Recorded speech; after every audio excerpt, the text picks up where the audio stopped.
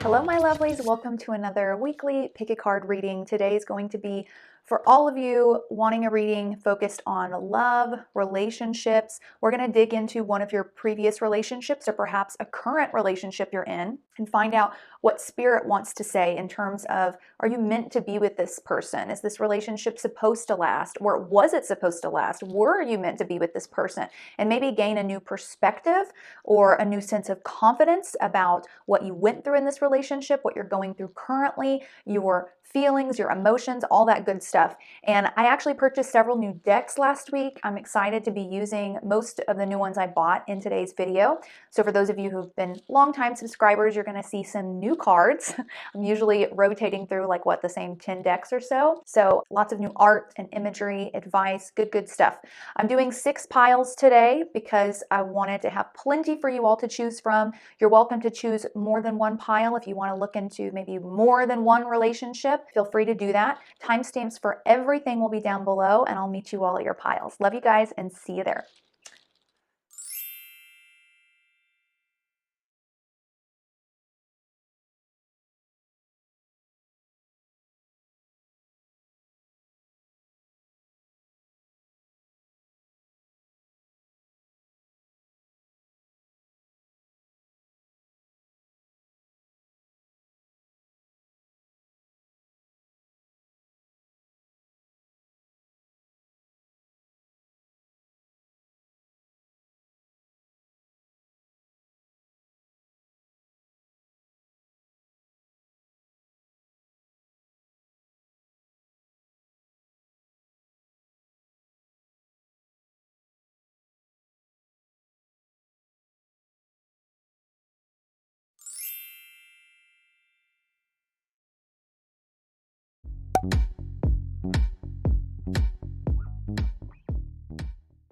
Hi, pile 1. Welcome to your reading. Let's take a look at this relationship. Are you meant to be with this person? Were you supposed to stay together? Are you meant to continue moving forward with them? Let's see what Spirit has to say. I want to start with rolling the die, going into the tarot, and then I have lots of fun oracle cards that we'll get into last. So with that being said, let's take a roll of the die. Oh, wow. The 7th house came up. So we have Neptune in Leo in the 7th house. Now, the 7th house is about marriage or just like long-term one-on-one partnerships. This also represents kind of like the opposite of us, our complements. Leo is a very happy, bright, loving energy. It rules the heart chakra. Leo is very affectionate, very warm, very dramatic in the way it expresses love. Also enjoys being the center of attention or shedding light on others. Neptune here is like a fantasy, but Neptune can also represent addiction, illusion, loss. Okay, so I feel these energies kind of all three tangled up together. For some of you, this could have been an actual marriage that you were in or are in currently. And I wonder if some of these themes I've spoken of really did, come up in this relationship. I think most of you that chose this pile were at the very least living with, truly sharing a life, maybe bills, maybe children with this person that you came here about. So let's take a look at the tarot and then we'll get into the oracle cards. All right, we have 3 of Pentacles, Page of Cups. This is water energy, so Scorpio, Cancer, Pisces, and what's this? Yeah, 4 of Cups. Okay, new deck, so I'm still getting used to the images. Okay, let's look at the next 3 cards. They're from a different deck. All right, we have 7 of Wands. This is more fire energy like Leo, which came up in the die, Sagittarius or Aries. Then we have 2 of Cups. Look how beautiful the images are on these cards. I love this deck. Oh, wow. And then we have the Empress. This is Venus energy, so Libra as well as Taurus, which Libra I almost accidentally said earlier for one of the other cards and wondered if that was meant to come out. So yeah, I am seeing a lot of Libra energy here. Even the 7th house is typically ruled by Libra, that sign. Okay, so the first set of cards that I'm looking at, this kind of represents their energy to me, the partner that you are with or are with currently. This bottom row of cards that I showed, the last 3, this looks like your energy to me.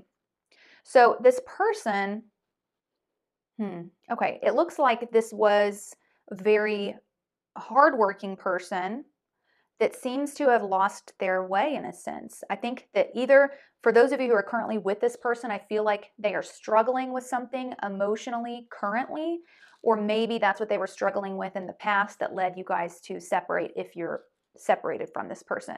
But yeah, they came across as someone that was really admirable, people looked up to for their expertise, very practical, very hardworking, like a sturdy, like I'm getting a strength off of this card. Like, wow, this is so strong, like nothing can ever break this down.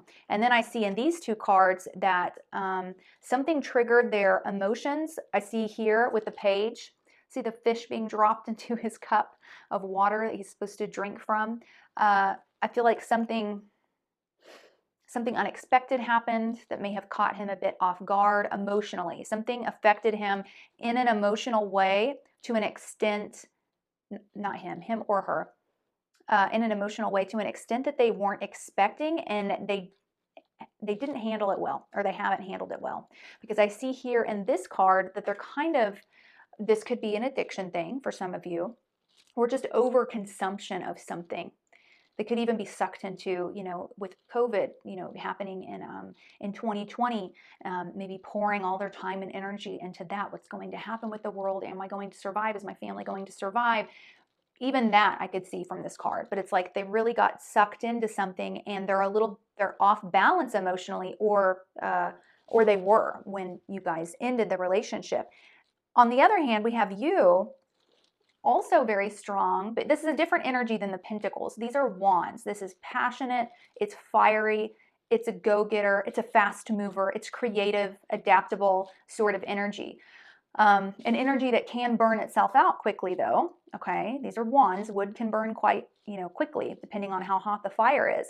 But I see that you kind of had this outlook of, look, I'm going to push against anything. I'll fight against whatever it takes. I'll just keep fighting. We'll make it through. I'll do this, and then I'll do that, and then we'll do this. It feels to me like the burdens of the relationship were a little bit unequally carried on your end. I don't know if the other person would have been capable of carrying as much as you're carrying. Maybe that's why you were just like, let me just take it all in. You're fragile, or maybe you were in denial, something like that will be a little bit different for each of you. And I feel like you really had your sights set on making this relationship work no matter what. Like you feel like a very committed person and a very optimistic person, wanting to see the best in everyone, wanting to look towards the future with a lens of greatness, of opportunity, of inspiration, not the other way around, not looking at it with fear, with pessimism.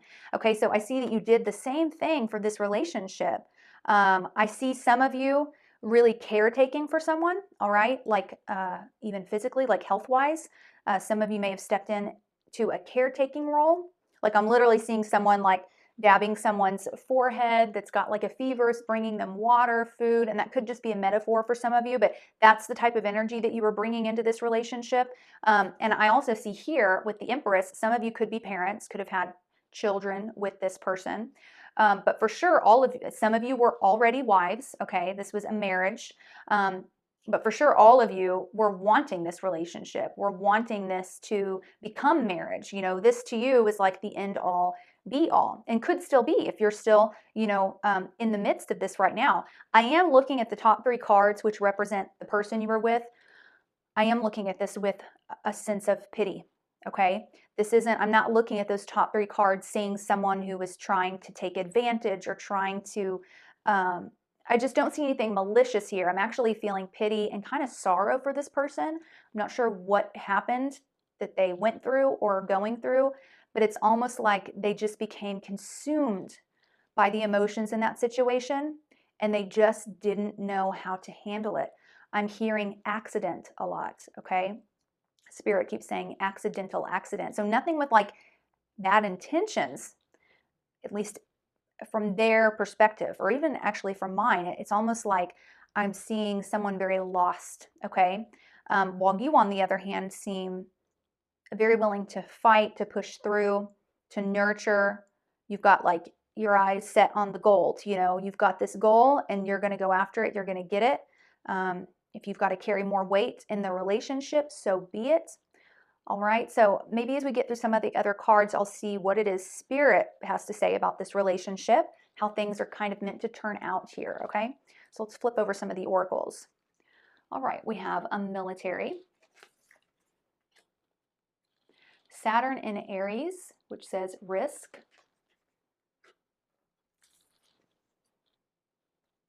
and then we have give your relationship a chance. This says work on your partnership. So with the military card, I'm seeing that things are getting a little bit guarded, okay? Maybe by both of you. Like some walls are being kind of built up. Maybe both of you have gotten, I feel like maybe you are battling with a little bit of resentment, irritation, and the other person's battling with kind of their own insecurities, feeling weak, feeling ashamed, feeling confused, all right? So I see kind of these walls of protection going up. Or maybe that went up in the past that caused some issues here. Saturn and Aries, this risk card, this is about having to do something that makes you feel uncomfortable, that's not really in your comfort zone of what you naturally tend to do, react, say, the way you handle things. And I think that Spirit's wanting both of you to take that approach and moving forward. If you keep attempting to resolve things using the same approach each time, you're going to get the same results, is basically what they're saying. So for you, it looks like your comfort zone is like, let me just carry this extra load on my back, just brush it under the rug, just keep focusing on that positive outlook, the future I'm headed towards. I'm sure these little details and issues back here, those will get resolved. I'll just keep pushing, pushing, pushing. That's your comfort zone. And Spirit's actually wanting you to, what that is accidentally causing is caused is a little bit of enabling on the partner's part. They don't have this rush or call to action to change or take a risk themselves. Not only that, because they're not getting a new lens or perspective on the situation, something's not being changed, they also can't see their own way out. So Spirit's wanting you to take a risk in the way that you normally approach things with this person. Stop yourself from doing things that, yes, are in your comfort zone and you're good at, but you've seen now haven't really gotten you the results that you wanted. It's time to change it up. I do feel like conversation is going to be very important for the both of you. We don't have any air energy in these cards or even from the die. And with Neptune here, Neptune's about that illusion, that fantasy.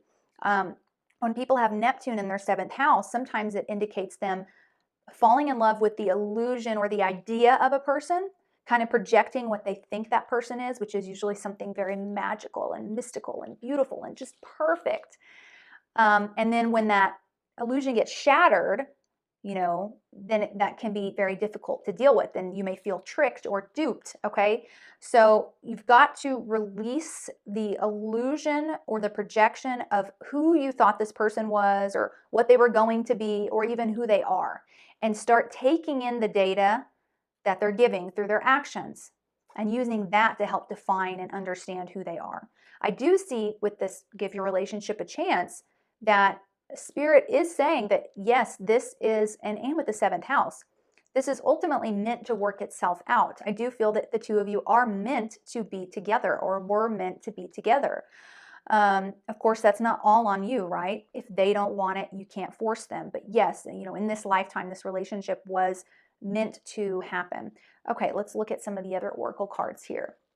Okay, this was one of the card toppers. And we have, it's the heart chakra, okay? It says self-love. You can only love others as much as you love yourself. Here's the other card topper. It's a beautiful horse. I love these cards, the pictures.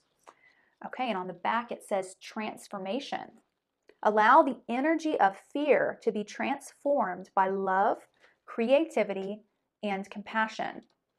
Let's look at the love and relationships card. We have curiosity. Look, it's got a key ready to open up a chest, discover something new. Meeting new people, I remember what a treasure trove of opinions, interests, and stories they are. But these treasures will only be unlocked if I embrace my curiosity. So I'll be curious and you be interesting. Deal? I love that. Yeah, so it feels like, I feel like this relationship hasn't gotten to a point yet where the both of you have gotten down to the core, the depths of who one another is. There is a lack of vulnerability in this relationship. And I think both of you have this guard up. You're kind of protecting something. You want to turn a blind eye to the difficult or icky or scary stuff and just try and go on pretending like there's nothing that needs to be talked about, whatever, everything's fine, okay? And Spirit doesn't want to see that happen. Spirit's ready for the both of you to kind of open up the treasure chest that's within each one of you. And actually, you guys are going to have to start by doing it with yourself, because the reason there's a lack of it here in the relationship, which you may not even realize, is because you guys haven't done it to yourselves yet. I don't think you've really looked deep down into your treasure chest and dug up everything that's in there, gotten comfortable with that, okay? You seem very like future focused. I feel like thinking about the future, dreaming about the future, keeping your eye on kind of the ideal version of what you want really helps keep up your stamina. It keeps you excited about life. It keeps you going. That's a positive quality. I really like that about you. I'm looking at these 3 cards and really admiring that within you. I think that's what your partner admires about you, because they seem very much the opposite, more kind of on the pessimistic side, wanting to prepare for worst case scenario. And so I think that's why you guys attracted one another, was for this reason. It's an opposites attract sort of situation. But every positive has a negative, and every negative has a positive, right? So I feel like for you, sometimes you can use your focus on the future as an excuse or reason or a distraction from thinking about what am I feeling right now in the present moment, or what red flags, signs, and issues were there in the past that I need to address and kind of feel through and talk through and think through and adjust, okay? It's almost like you go in this robot mode of like, nope, keep going, keep going. Like Dory, just keep swimming, just keep swimming. That feels very you. And so I see here with that self-love card and the transformation, this relationship was meant to be a relationship that transformed the both of you. It wasn't meant to just be a relationship. The purpose of it was that it would give you an opportunity to transform yourself through this person. You can see all the things that maybe you're lacking, all the things you can learn from them in a sense, and vice versa. And then you can also see where your strengths are, what you're really great at in comparison to this particular person, and how you two fit together. But that's what you guys are both meant to do, okay? So there is an opportunity here. It is meant to happen. But of course, we're all here with free will. We have the choice to negate the spiritual opportunities given to us, or to pursue them. But I feel like you've got such a great fiery energy. I don't see you as the type of person to pass up an opportunity. I do see that you're going to feel very uncomfortable in this process, though. So you've got to use that bravery, that courageousness that I see here in you, that you use in in everyday life, and apply it towards the emotional, psychological aspects of yourself, okay? Be brave, be brave. Okay, the last card I have for you is a postcard from Spirit. Let's see what Spirit wants to say to you. Dear you, human beings spend a huge percentage of life asleep, not just in bed, but the kind where you forget you are spiritual. A spiritual, immortal being taking on a temporary human form. It's not your fault. Everyone suffers from spiritual amnesia once in a while. As you develop an identity, an ego, you begin to see through the eyes of a small self and have less connection to your soul self. You may not recognize this going on, but you sure can feel it. We're here to remind you to look through your soul's eyes and see that magic is everywhere. Infinite potential lies in Spirit, who is teaming with you to fulfill the contract you made to contribute to the evolution of the whole world. Wake up and remember that all the help you need is orchestrated in the invisible realms. Your mind, in alignment with divine intelligence, is unstoppable. The world is yours to co-create. You are loved, and we are all behind you. Beautiful. So that just feels like another reminder from Spirit that, look, you really came down here to use this sort of go-getter attitude that you have towards your soul's growth, this internal stuff that your soul wanted to deal with and gain wisdom over, not just applying it to the exterior. Let me make sure I've got these bills organized and that my house looks decent and that I run my errands and that I have a decent job. And that's that exterior stuff that you feel great at taking on and dealing with. But it's the emotional, the internal, the psychological, the vulnerability, that you came here to learn and grow in. All right. So, yeah, not in your comfort zone, but you didn't come down here to be comfortable. You came down here to test yourself, to discover your limits, to find out what it really means to have self love. Okay. To not love someone because you feel reliant on them in some way, because you're insecure and feel unfinished or feel incomplete. Not loving someone because of those reasons, but loving someone because God, you just freaking love them. You know, you're complete all in your own, like you love yourself like crazy, but guess what? You also love this person. And not because they fulfill something within you or make you feel better about yourself, but just because you just love them. Okay, so good luck to you in this relationship. Feel free to comment down below if you want to give me any other details. Is this a relationship you're currently in, one from your past? I would love to know. But I want to thank you so much for coming, and I look forward to seeing you for next week's pick a card reading. Bye, my love.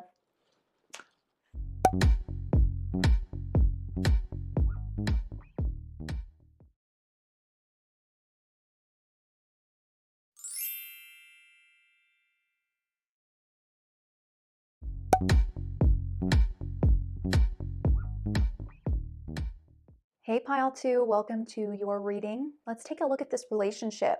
Find out what Spirit wants to say. Were you or are you meant to be together? I want to start with rolling the die, then we'll get into the tarot, and then I've got some lovely oracle cards that I can't wait to show you all. All right, we have Mars in the 9th house in Taurus. Okay, Mars does not like being in Taurus. It can make some progress in Taurus, but it doesn't really enjoy it, okay? Because Mars is a planet that's all about immediate action. Like, let's go. I want to do this. I want to do that. And it kind of wants to do whatever it feels like in the moment without having to check with anyone, without having to compromise. It's a very independent and a fast-moving energy. Taurus wants to move slowly, cautiously, look over everything. Once it commits to something, it wants to stick to the plan. It does not want to, it's not going to allow itself to change its mind, change course. Like, no, this, like, tunnel vision. This is what we're doing. I don't care if it takes 100 years. This is what I committed to. We're doing it. Okay. So very opposite from Mars. The 9th house is about travel, foreign lands, college education, foreigners in general, religion, religious beliefs, higher beliefs, spirituality, law and order too, truth, okay? So these could be themes that came up for you or are currently coming up in regards to this relationship, and we'll see what Spirit wants to say about all this. So let's take a look at the tarot. All right, we have King of Swords. This is air energy, Gemini, Libra, Aquarius. Ooh, then we have King of Cups, water energy, Cancer, Scorpio, Pisces. And then we have Four of Swords, more air energy here. Okay, and then from the second row of cards, we have Two of Wands. Here's some more Aries energy in this card. Then we have Eight of Wands. Look how beautiful the images are. Gosh, I love this deck. And look at the back of the cards. Is that not gorgeous? Oh, wow. And then we have the Star card. This is Aquarius energy. Okay, so one row of cards kind of represents your partner. The other row represents you.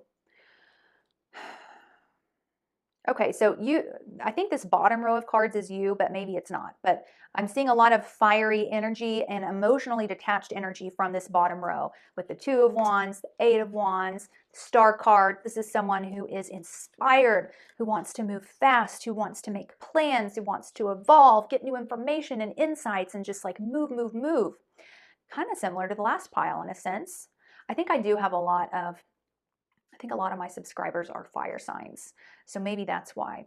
But then your partner, or this could be you as well, take whichever one resonates. This seems like someone who is a bit conflicted with their own values. Now, Taurus is about our values as well, and money. You know, what do we value? What do we want to prioritize? This person, it's a masculine energy, okay, and they feel conflicted with what is it that I value? It almost feels like they're having a hard time moving forward, committing almost like Libra-esque energy, because they don't know what they value. Deep down, that's the issue. Like we've got the King of Swords here versus the King of Cups. These two men have very different value systems and beliefs. King of Swords values logic and data over everything. And King of Cups values the emotions, feelings, fulfillment, and psychological aspects to life, you know, the more internal aspects to life over everything. King of Swords values, you know, independence, grit, and King of Cups values interdependence, relationships, okay? Two very different kings here. King of Cups wants to, or King of Swords wants to cut things out of his life that he no longer needs. King of Cups wants to transform and heal and mend the things in their life. So two very different values, and I don't feel even now that they really have it quite figured out. What is it that I value? What type of lifestyle do I want to commit to? What am I creating here on earth?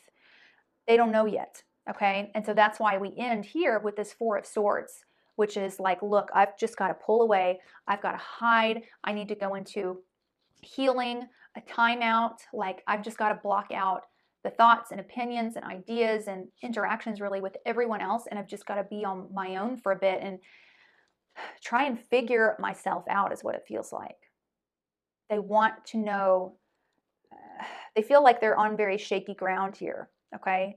Because they do seem like someone that kind of overthinks things, but can easily get swayed by their emotions as well. So it's like maybe logically this seems like the right route to take, but oh, this is the one that feels good, so I want to take that one. That seems to be their constant battle. And so that may have gotten in the way of your relationship with them, or maybe still is, because I would feel that you, for example, may be ready to move forward in terms of commitment and life plans. Like maybe we should move in together. Let's get engaged. What about marriage? What about kids now? It's like you kind of know all the things that you want to do.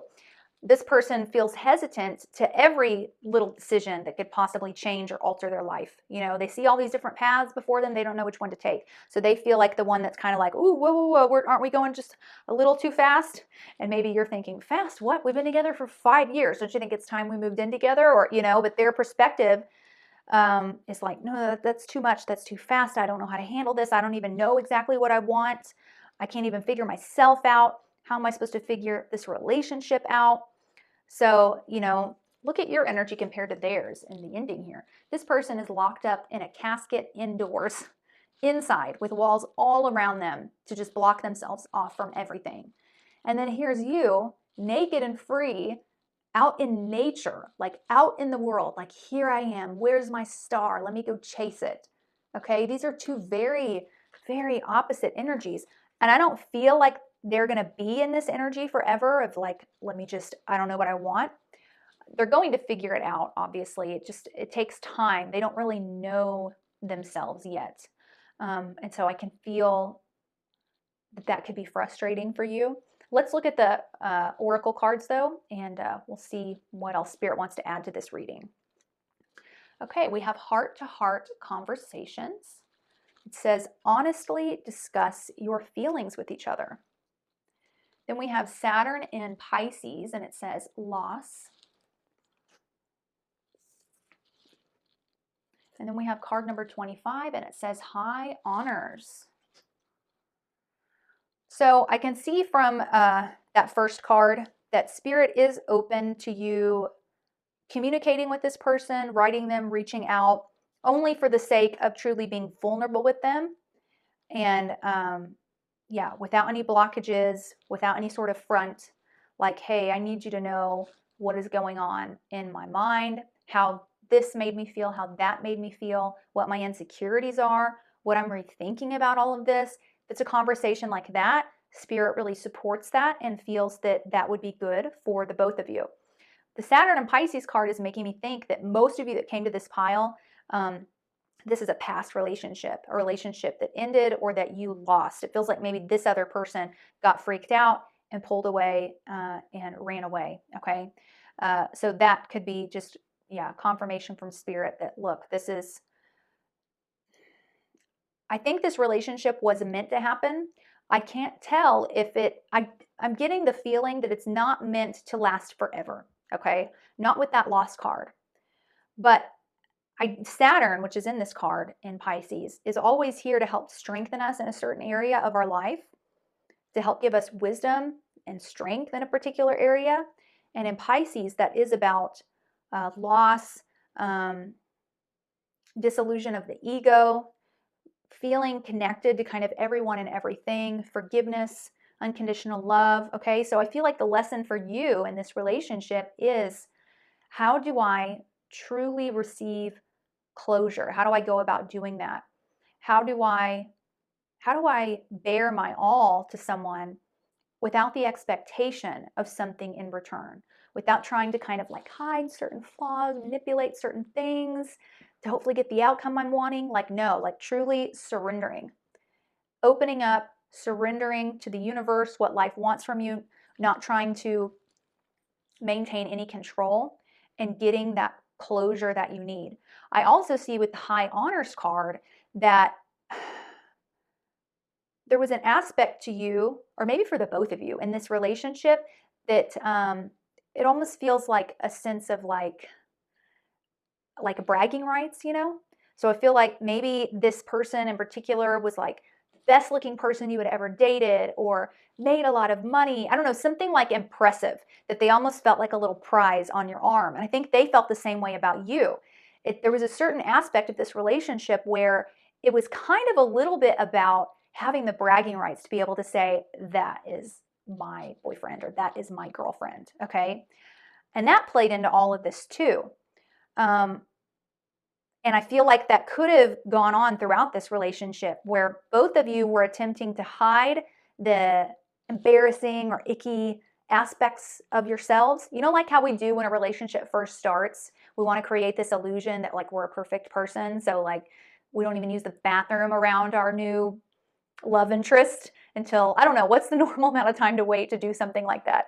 It feels like that's kind of what you both tried to maintain and keep up with, this facade that like, no, I'm perfect, you're perfect, I'm perfect, you're perfect. Let me hide this away in a little box. I'm going to hide that away and put on this facade. And, you know, we're going to post some great pictures on social media, and we're going to do these things that everyone wishes they were doing. And maybe kind of like a power couple sort of thing was kind of what you guys were going for, I feel like. Yeah, yeah, I think that's what it was. And then there was loss here. And, but I do see that maybe the reason I'm not getting anything specific is because it might be different for each and every one of you. What I can tell you is for sure is that you were supposed to experience loss with this person on some scale. Loss was meant to happen.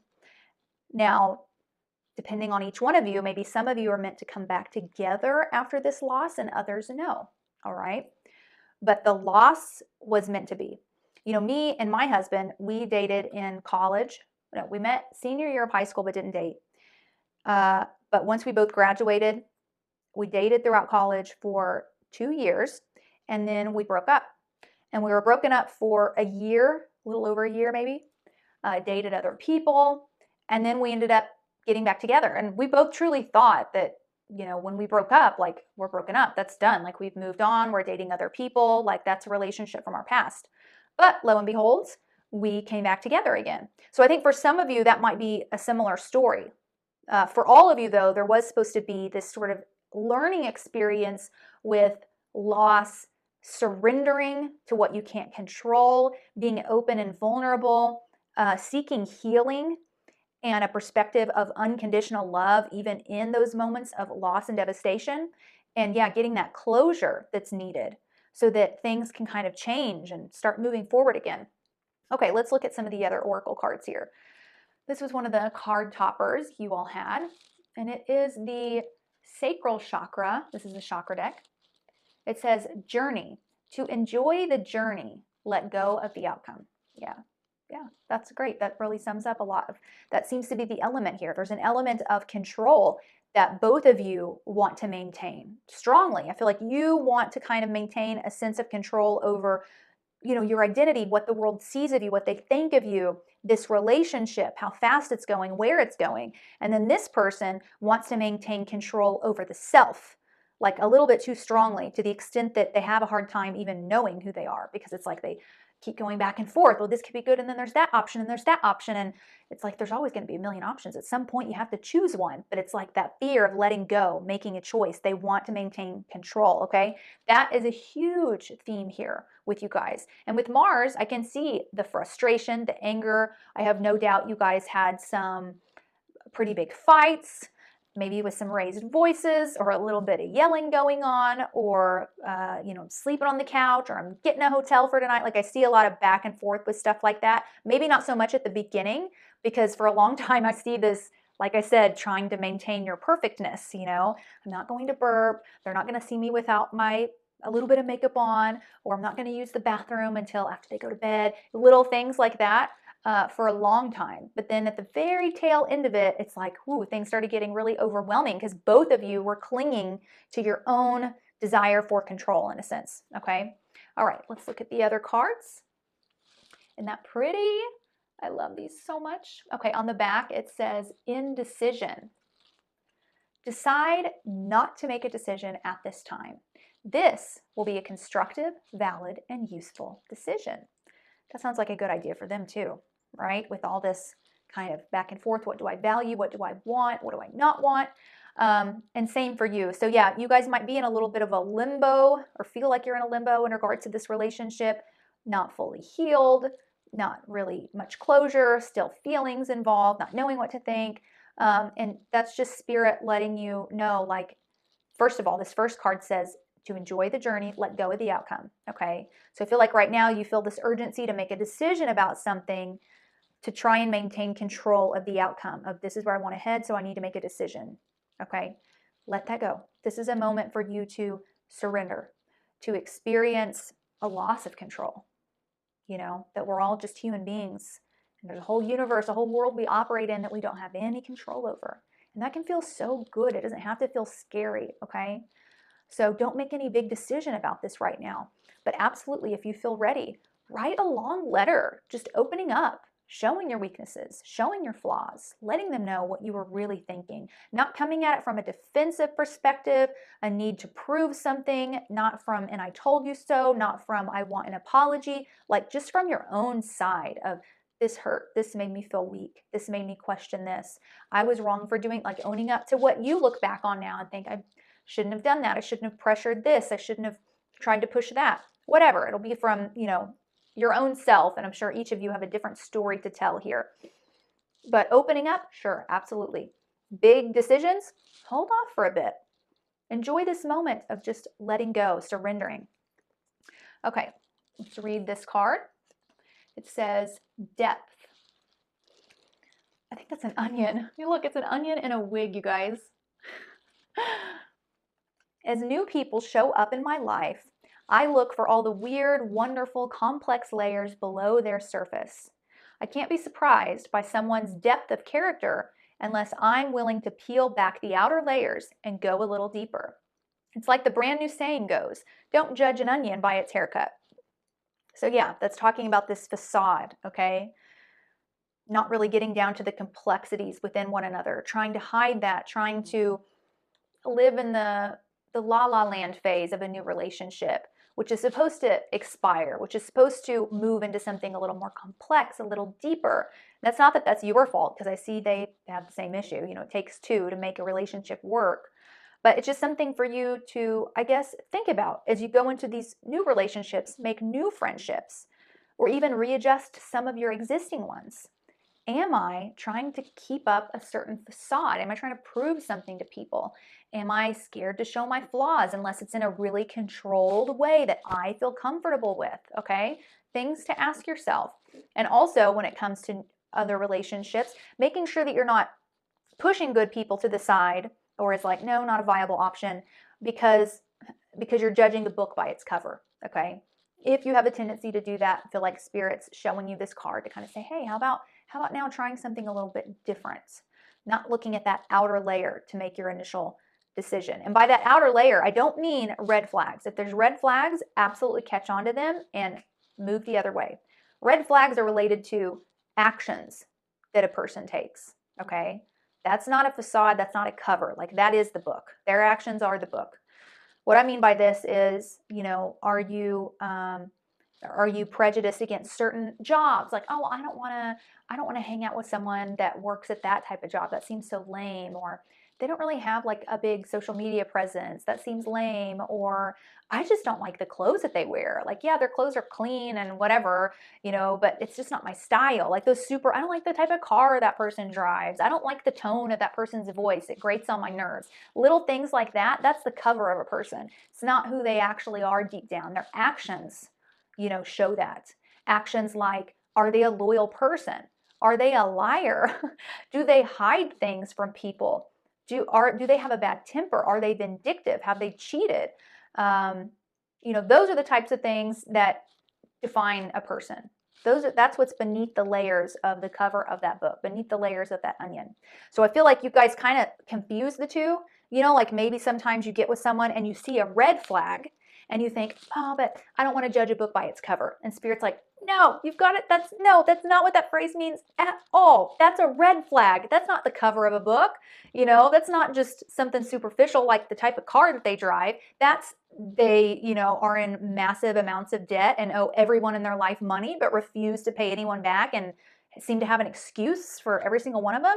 That's a red flag. That's not judging the book by its cover if you leave that there. So I feel like you maybe kind of mix those up sometimes and second guess yourself. Like, I don't want to judge a book by its cover. So yeah, rethink that as well, okay? Rethink, we do have Taurus here, rethink your values. Get a good list written out of what it is you value in a partner, in a friend, in your own life, okay? And maybe show it to some people. Be like, what do you think? Do you think these values represent the type of people that I usually surround myself with or how I live my life? Why or why not? Don't be afraid to get a little bit vulnerable in that sense. Allow people to give their input. Maybe allow them to give a little bit of criticism, all right? It'll be just for the betterment of you, is what Spirit's saying. Okay, let's get our last card, which is a postcard from Spirit. It's a little letter. I love the writing and how these cards look. Isn't that pretty? Okay, it says, dearest you, pump up the music, bang the drums, get on up and start that hustle toward your goals and dreams. There are times to be still, but this is not one of them. Now is the time to make that first move. Say yes to life. Pick up the phone, make that decision, and take that one step toward the gods or us. Expect a cascade of changes, good news, and opportunities to show up as if by magic. Well, we know it's really Spirit and all of us moving things around for your benefit. The point is that we're saying go for it. Take positive action toward your dreams. Even if the outcome isn't an exact fit for your agenda, it will all be orchestrated by Spirit and arrive in divine, appropriate timing. Don't you just love how it all works? We love you so, so much. I can see kind of that you're doing that. The end of your spread ended here, and the star card is about kind of finding your North Star, going after your dreams, okay, which I think is good. Like, you're definitely in a pretty positive space, okay?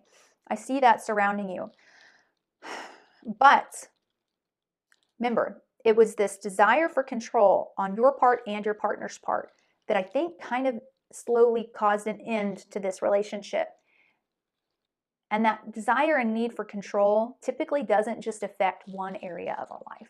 All right, so what I see Spirit saying here is, don't allow this desire for control to affect your goals, your dreams. Is there a fear of failure involved? Is there a sense of, well, if I can't go to this particular college, then I just don't want to go to any college?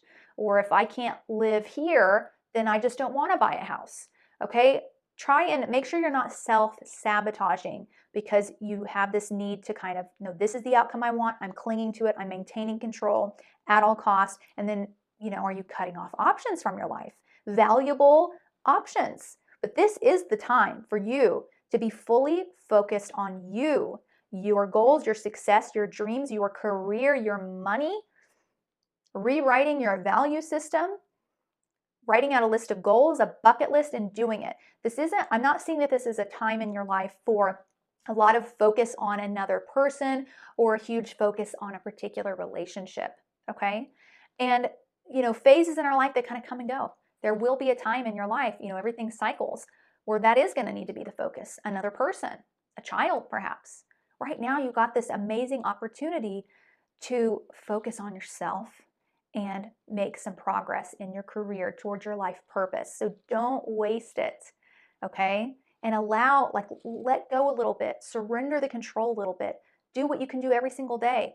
You know, try and fail over and over and over again. Spirit would rather that than being stagnant and doing nothing for the sake of, I don't want to fail, that freaks me out, so I'm just going to sit here quietly and not move, okay? At least try. Failure's good. It's a sign of progress. It's a sign of, well, I friggin' did something, didn't I? I did something. I attempted something. Okay, I'm going to leave you guys here. I hope you enjoyed this reading. Feel free to let me know in the comments down below how this relationship played out or is currently playing out.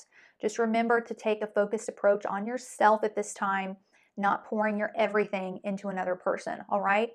You can do it. This is your time to reach success, okay? I'm excited for you. I love you guys, and I will see you in next week's Pick a Card reading. Bye.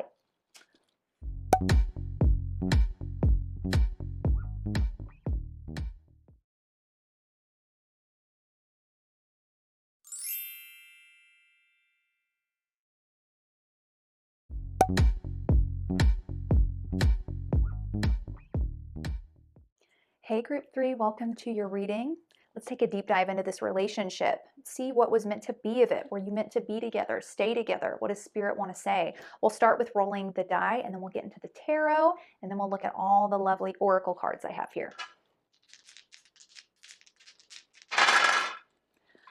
All right, we have Neptune and Pisces in the second house.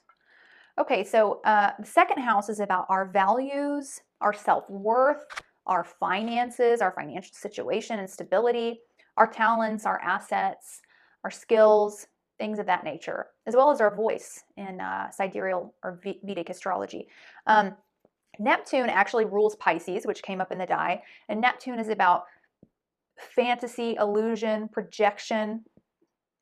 It can seem so wonderful and so magical, and at the same time, it can also be a total farce, like completely fake, you know, to be found out later, not quite what it seems. Pisces can be on the positive end. Pisces can be very spiritually healing, unconditionally loving, absolutely no ego, just complete divine, you know, spiritual energy. Very artistic, creative, just go with the flow type of energy. Or on the negative end, it can be about loss, addiction, imprisonment, psychological issues, abandonment, okay? So maybe it'll be a little bit different for each one of you. We'll see what Spirit wants to say in regards to these themes that came up in the die and this relationship. So let's take a look at the tarot. Okay, we have the Queen of Wands. This is fire energy, Aries, Leo, Sagittarius. Then we have Nine of Swords.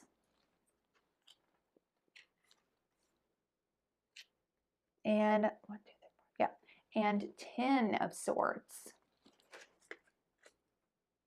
Wow. Okay, and then in the bottom row we have Ace of Cups. Beautiful. Don't you guys love the art on these decks? Just incredibly gorgeous. Then we have Knight of Swords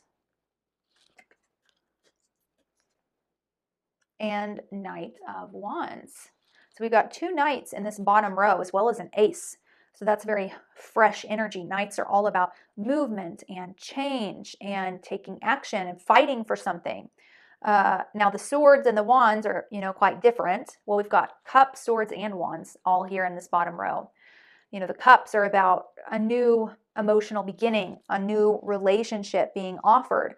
And Knight of Swords wants to talk, wants to communicate, wants to take very fast action. Actually, both of these knights are quick movers in the tarot.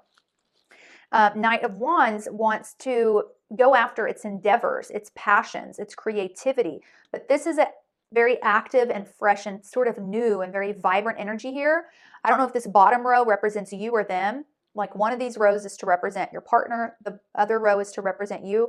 But whoever this bottom row represents, I feel like this relationship maybe started after a period of transformation with one of you, where it was like there was a complete reset, a complete transformation. It felt like a brand new beginning, like whether it was you or them, they felt like this brand new person and everything was just fresh and clean and energized. Whereas the other person involved, the energy seems quite opposite. Or I also see that this person, we start off with the Queen of Wands, okay? Queen of Wands also has a very bright energy. I wouldn't necessarily describe it as fresh because she is a queen. She's in charge of an institution, of a kingdom. You know, it took her time to ascend to the throne, and she does own a throne. She has a home. She has roots, okay? She's grounded somewhere.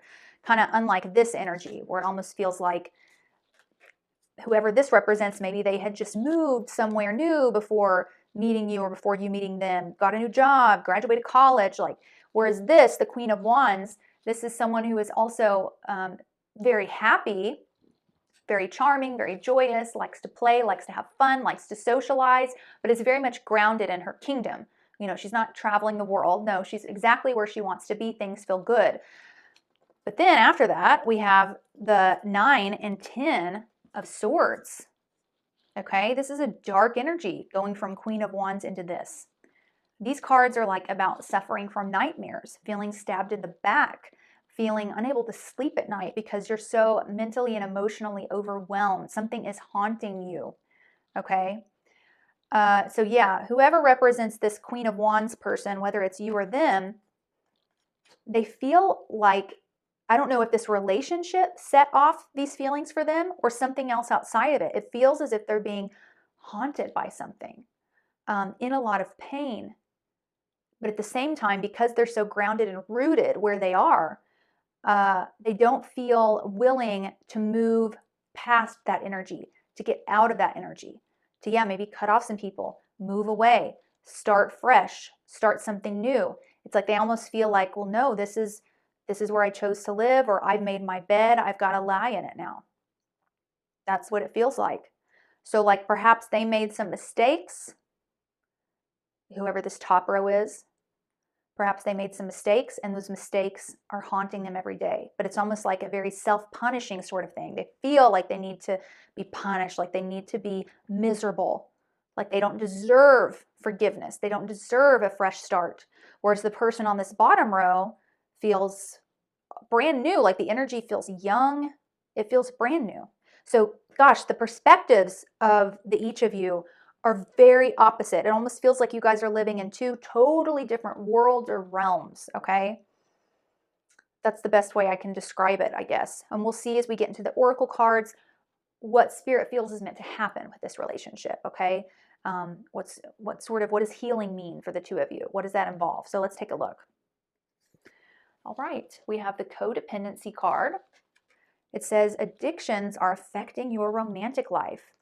We have Sun in Taurus card, which says acquisition. We have the second house in the die, which Taurus typically rules.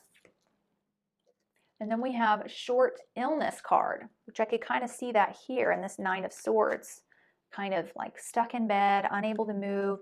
There could be, I feel like with this top row, the Queen of Wands and the Swords, this person, whether it's you or them, could be dealing with some depression, okay? That could be clouding everything. The vibrancy that I see initially in the Queen of Wands feels gone. It feels dulled in the other two cards because of this short illness that's coming up. Now, it could have been an actual illness that was involved, but I feel like it's more of a mental thing that's taking over and keeping you or them kind of stuck in the past, while the other one is like totally forgotten and detached from the past and is wanting to just move forward. One of you guys has really cleansed your energies. The other one hasn't yet cleansed the energy of the past. So it could have even been like a betrayal occurred in regards to money or finances, or maybe with cheating, for example, or addictions. All right. And one of you has really moved on from that situation, feels like it's been dealt with, I apologized, or they apologized, like I've moved forward from that, where the other one doesn't feel that way. It's like they've still got to rebuild that trust within you, if it was you that betrayed them, or they are still self-punishing. They hate themselves for what they did still. They are still stuck in that energy of the past.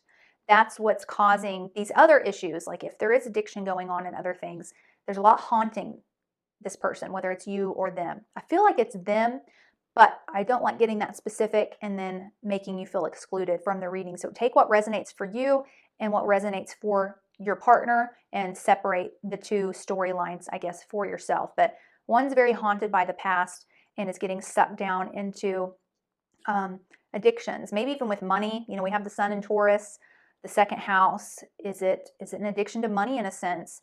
Is it an addiction to living in the past? Sometimes that in itself can be an addiction.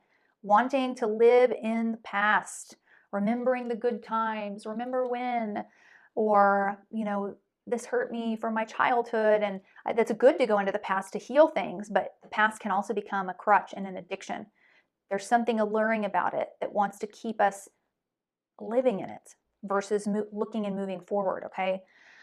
So yeah, there's illusions going on here around this person that's causing issues in the relationship. And I can see here that there's a codependency going on as well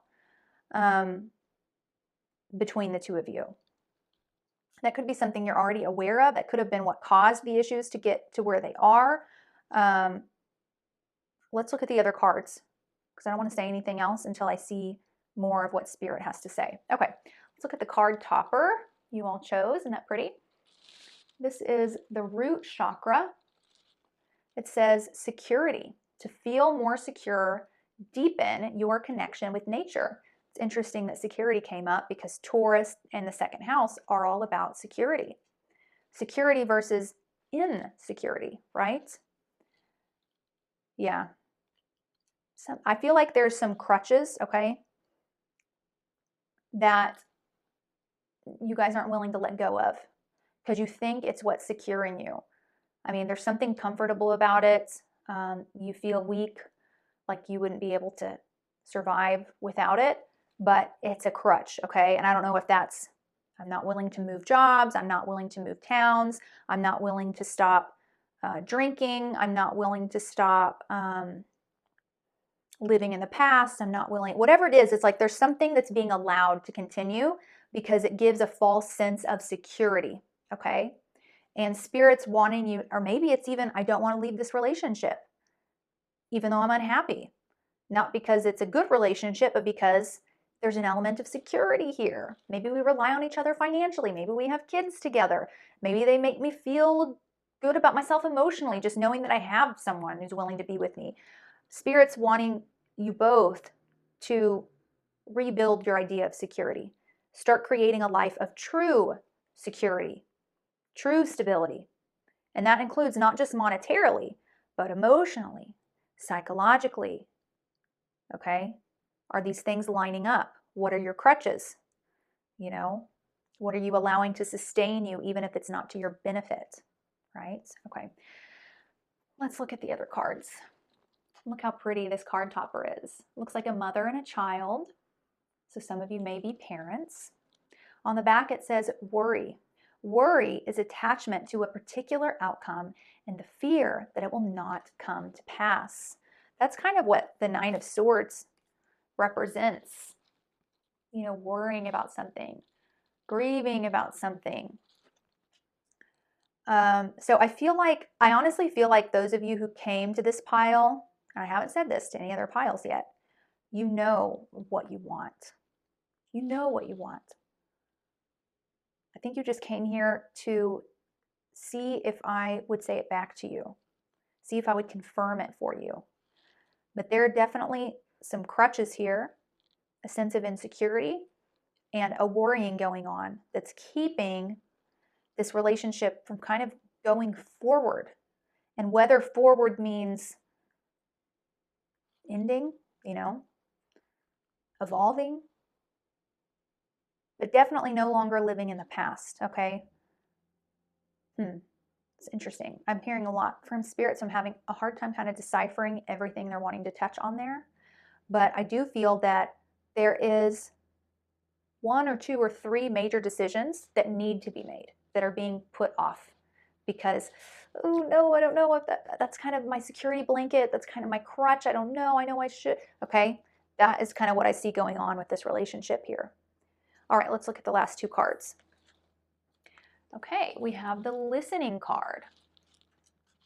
It says, I activate my receptive side and become an engaged, intuitive, professional grade listener. Supercharged listening gives me the ability to not only hear the words others are saying, but also to perceive the emotions hiding between their words. Armed with this knowledge, I'll be in a great position to give them exactly what they need, or if I prefer, to dominate the planet. Interesting. So I feel like there's obviously people around you, again, maybe children, people that are also, but if not kids, just others kind of somehow wrapped up or involved in this relationship. This relationship somehow affects them too, okay? Or maybe it's even your partner that's kind of non-verbally communicating things to you that you're choosing to ignore, okay? Nonverbal is like the nonverbal communication means more than what's verbally said. You know, our actions speak louder than our words. We've got to listen to the actions. We've got to listen to the nonverbal. But I also feel like there are people around you, or maybe children around some of you, who are asking for something different. That you're just, it's like too much to deal with. I can't handle that. I already feel guilty or overwhelmed enough. I can't. Okay. For some of you, I feel that this bottom row of cards actually is another option, like someone else that you're in love with, someone else that you are or were considering in the midst of this relationship that we're talking about. There's something like that. It's very convoluted.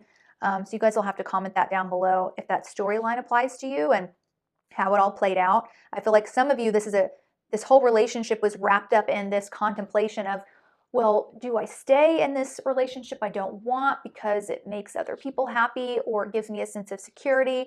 Or do I go in this fresh new direction? This opportunity's been brought to me for a brand new relationship. Is that the right thing? And you know what you want. You know what's right too. You don't even need me. You know. That's the biggest thing Spirit's saying.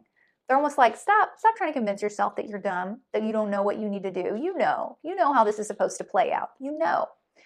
I do think, I'm a big believer that all relationships are meant to happen. I don't believe that all relationships are meant to last forever. Sometimes a relationship is here to serve some other sort of purpose, teaching us something, learning something through it.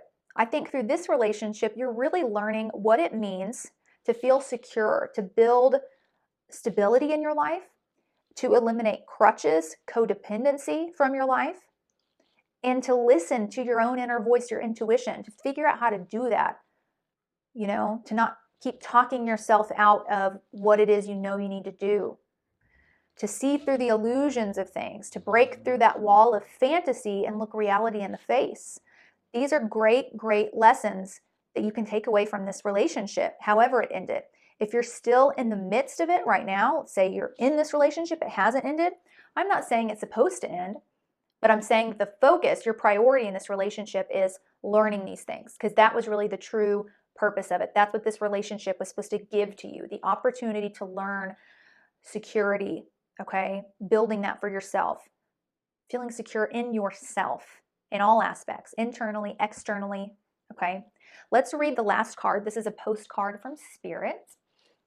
And I love the way they look, all the typing on the back. Isn't that cute? Okay, it says, dearest you, as you think, so will you experience life. Thoughts are that powerful, and they need minding. Let the unruly, chaotic ones settle down so they serve you, or get released instead of wreaking havoc. These thoughts arise when connected to the energy of fear, and often masquerade as truth. Yet the real truth is that, essentially, all is well. Of course, you have thoughts that are positive, strong, organized, accepting, creative, open, and so on. Those are the ones we want you to keep thinking. And they have a less frantic quality. They're stimulating in a good way and don't get away from you. How do you keep an inner eye on your thoughts? Meditate and leave judgment out of the mix. Everyone has those fearful thoughts. Love them. Love yourself. And then choose the thoughts you want the world to reflect back. Life is not as hard as you think. Loving you so much. Yeah, so I think for a lot of you, the stress, the worry, it's crippling you, okay? But there's a lot that you can eliminate. I think you're overstressing, over-worrying, kind of like the card says, and it's time to kind of simplify your way of thinking, okay? Connect a little bit better to your own intuition, your own gut instinct, your own moral compass, okay? And building that security so that you can feel secure in, this is what I've got to do. This is the right move to make. This is what makes sense, okay? And don't let yourself succumb to the chaos. Sometimes that can be an addiction in and of itself. I'm addicted to being in the midst of that tornado because it prevents me from no one can make decisions in a tornado. No one can clean up a house if you're in a tornado. You can't do anything if you're in a tornado. You got to wait for the tornado to pass, right? So it can be very addicting to kind of constantly convince yourself, oh, I'm just suffering in this tornado. It's too chaotic. I can't do anything. I can't make straight decisions. Of course, I'm going to make mistakes. It's just I've just let it all go. I'm just in this crazy tornado. So not allowing, preventing that tornado from coming, that tornado coming into your mind, pushing that away and be like, nope, no, I do not need the tornado today. I'm sick of suffering through that. I recognize now that subconsciously that gave me a little bit of a pass to get some sympathy and empathy from other people, and also not have any urgency to do what I needed to do because I could convince myself that things were too chaotic and stressful to do what I needed to do, make those scary, awful decisions, open up in that uncomfortable way, or whatever it is. And I hope I'm not sounding too harsh. I hope you're listening to me really with a heart of understanding and the love that I have for you guys, and for the fact that I'm saying this because I know what it feels like, okay? I'm not pointing the finger at you or judging when I'm talking about this tornado. We've all been there.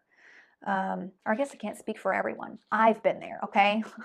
I've been there. So I know exactly what it is. And I don't fault you for that. But I think now it's time to learn wouldn't it be nice to just feel at peace? And I know that sounds impossible to you right now, but it's not impossible. It's just like what Spirit says. You have more control over this feeling of peace than you think you do, regardless of what's going on outside and around you. And that's what you're supposed to be learning through this relationship, okay? Comment below if you have anything you want to chit-chat about, talk about, ask about.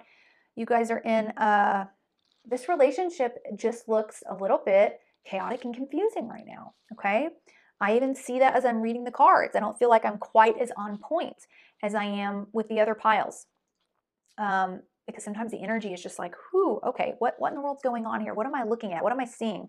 Okay, and I'm sure that's kind of how you feel or felt in this relationship as well. But man, was this relationship meant to instill you with a lot of brand new values that you didn't have before, talent, skills, self-worth, security. Okay, the opportunities are there for that. It's never too late to build upon our past mistakes and turn them into golden wisdom, all right? Okay, I'm going to leave you guys here. I love you. Thank you so much for coming, and I look forward to seeing you all in next week's Pick a Card reading. Bye, my love.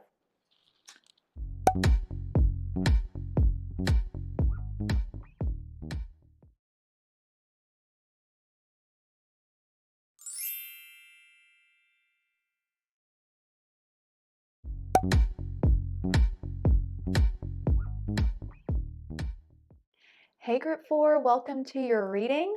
Let's take a look at your relationship, current or previous, whichever it is. Find out if you're meant to be with this person.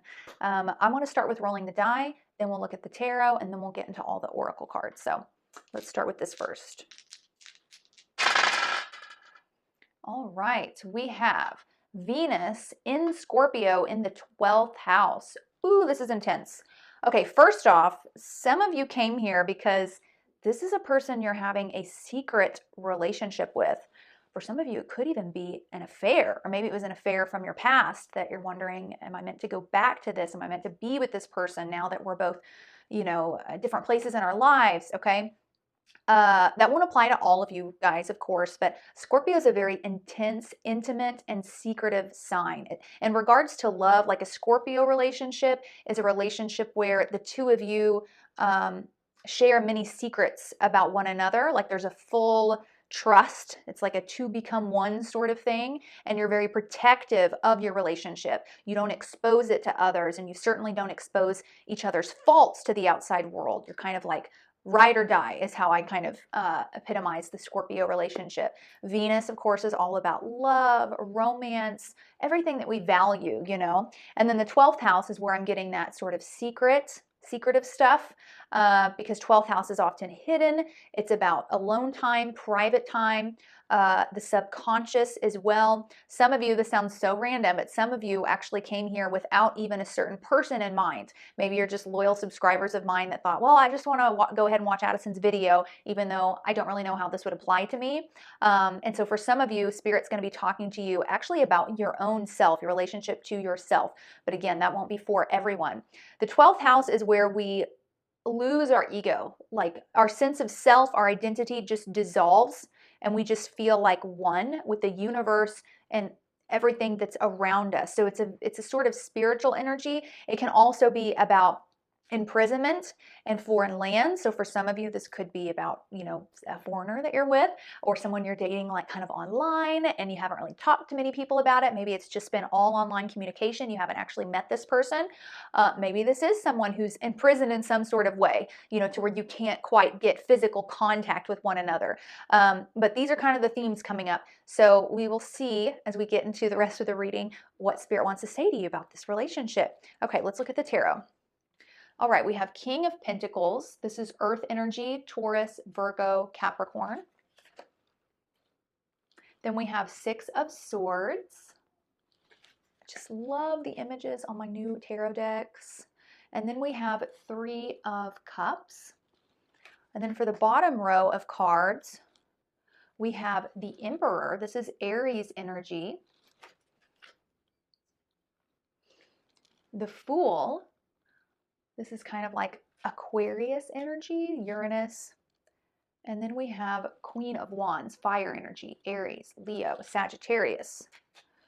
Okay, interesting. Okay, so the way I set out these cards is one row is supposed to represent your partner, the person you came here about, and the other row is supposed to represent kind of who you are in this situation, in this relationship. It's interesting because there's a lot of things kind of lining up between the two rows.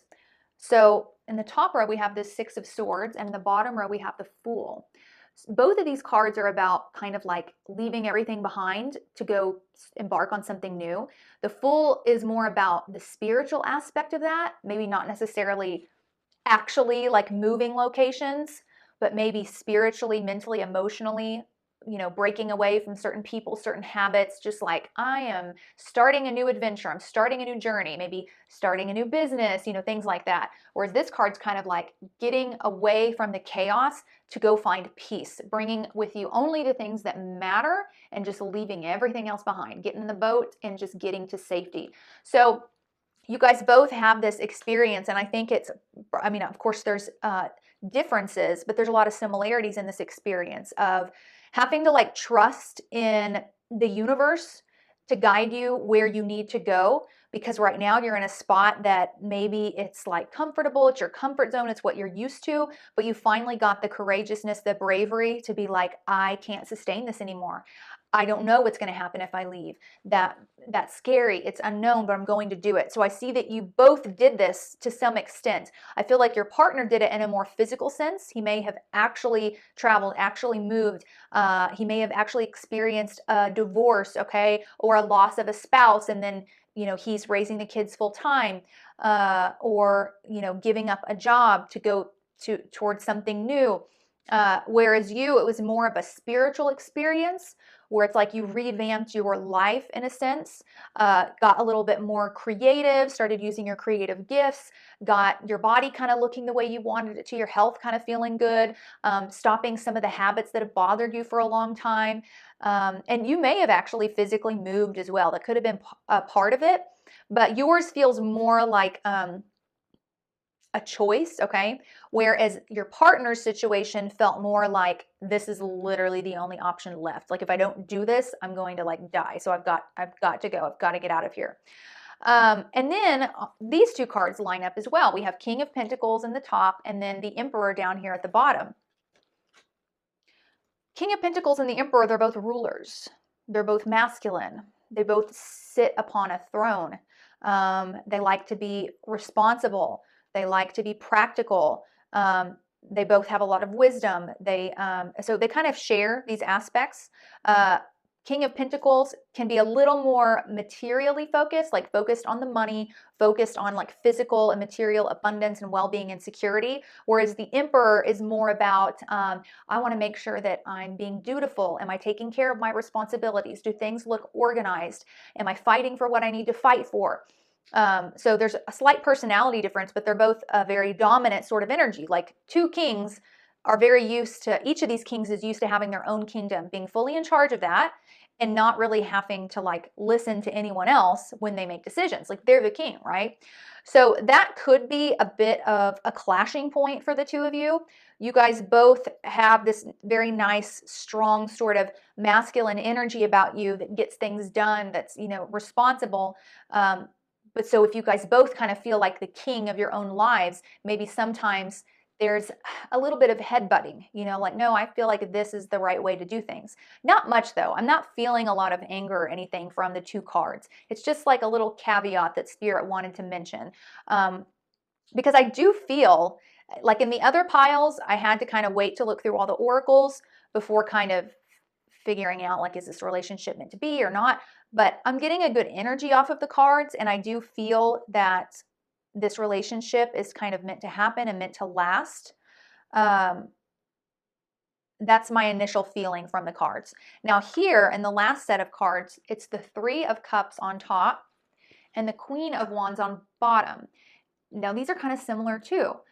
These are both very social energies. The Queen of Wands is very creative. She likes to host parties. She likes to make friends. She's a great entertainer. And then the Three of Cups is about three friends being out, partying, having fun, you know, celebrating some sort of occasion. So it's interesting because this top row, which I think represents your partner, it feels like he had to get the heck out of Dodge. He kind of didn't have an option. And then he was in a moment of kind of like celebrating like the fact that I can finally relax. I can finally, you know, kind of chill for a bit. And so I just want to relax and kind of let go. And they may have, you know, started getting a little bit more lax on, you know, their money spending, for example, or there may have been like a lot of partying going on for a while, just as a therapeutic release for them after this experience they had of losing something, you know, moving far away or going through a divorce or something like that. So I do see that they may have kind of gone a little too far. I'm not seeing anything dangerous here, but I almost feel like you guys met at a moment in each other's lives where your partner in particular was in a phase of like release and excess and kind of not thinking too far into the future about anything, because they were just like so happy to like just be alive and not be in such a stressful mode anymore. So the two of you may have met at like a party, or the relationship that you all had may have been very physically focused, if you know what I mean. And it looks kind of hazy from their perspective, like a lot of fun, but very kind of dreamy and hazy and just like what's going on. Whereas I feel like you were sitting on your throne here, you know, Queen of Wands. You weren't in that same sort of headspace. You know, you could relate to your partner in the sense that, yeah, we both kind of started anew, but it was different. You didn't have to like, I don't see that you met your partner when, or this particular person, when you were in a healing phase. You were already healed. Whereas like they were still in this phase of healing. It's kind of like, I know a lot of people probably go through this when they get divorced, but like I've had a couple of people in my life, I don't want to name drop or anything, that have gone through a divorce. And those first few months after the divorce, it was constant going out, going to bars, going to clubs, just like constant. And it was almost like, I don't know, it was their way of like healing things or releasing, getting the tension out, feeling back to themselves again, finding the joy and the laughter in life again, wanting to feel desired again after, you know, going through a breakup. So I know that's common. So you're not really like during that phase, you're not really like in your own body and mind at that point, in the sense that, you know, you're probably not looking for anything long term. Okay, I guess that's the way I should put it. And I feel like that was kind of where your partner was at. Like, I'm just playing and having fun and getting back connected to life and celebrating what I can, but not looking like really long term, focused more on the instant pleasure of things, whereas you weren't at that point. for you, yeah, you like having fun, you like partying, but you were at a point in your life where you could also look at things from a more serious lens, a more long-term lens. Again, I'm not feeling any animosity or anger on the cards, but I do get a sense that this relationship kind of like, I feel like for a lot of you, this is a relationship where it like dissolved, but almost amicably, or like it wasn't any big deal, like it never even got super serious, but maybe you always had a inkling in the back of your mind that I wonder if there could have been more there. Like maybe now that it's been a few years and they've kind of gotten past that phase, I wonder if they still think about me or still wonder these things, okay? And I feel like they do. I feel like they do, or even if they don't, I do feel like I like you guys' energies together. I feel like if you were to reconnect, if for those of you who this is like someone you're separated from, I feel like it would pick back up where it left off. And there's definitely a maturing that's gone on. But for those of you that are still in this relationship, okay, and everything I'm describing sounds on point in terms of, oh yeah, they did just go through something difficult. And, for those of you who are maybe talking to someone online, or maybe you know that this person's kind of still in a relationship, they've told you it's kind of ending. This is kind of, remember, this is kind of the phase that they're in. Don't be expecting anything too soon, I guess I should say, because they're kind of in this mindset of like release and healing, excess pleasure, just let me just release this tension. They're not really looking at things with a serious long-term lens right now. That is who they are. I see that in the King of Pentacles. This is a temporary thing, okay? This is a temporary phase for them. So I definitely don't want you all to get hurt by not understanding, I guess, that this is actually what's going on with them. It has nothing to do with you. It's this situation that they're in right now. But I like you guys together. So I can't wait to see what the Oracle cards say and kind of get more information on how this is going to work out for those of you who are in the midst of this right now. So let's look. Okay, we have the Religious Factors card. It says your love life is influenced by your religious upbringing and spiritual path.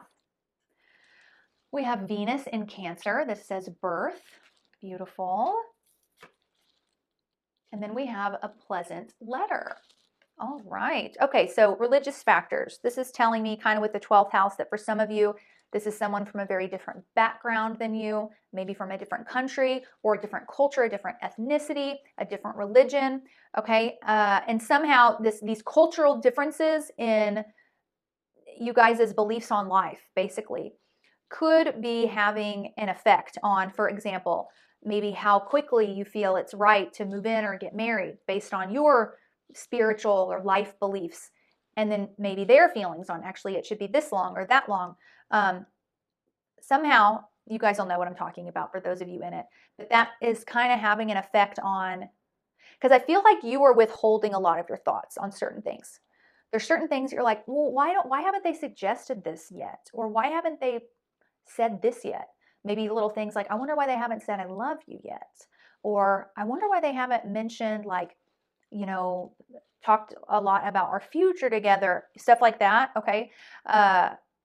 And this has to do with some religious factors, but not just the religion, okay? I don't mean it like that. It's broader than that. It's like you guys have different perspectives on this is how life operates. This is kind of the right thing to do. This is how long this should take. This is when it's time to move forward into this. That's okay. And so that's why I would recommend actually opening up a little bit more about these thoughts that are in your head just to see how they react to it. Okay. So that way you at least have those questions answered. Because I feel a lot of like wondering from your end, kind of like trying to guess what's going on in their head, but not actually asking. Okay. So I want you guys to challenge yourself to do that. Just ask, try and probe a little bit more.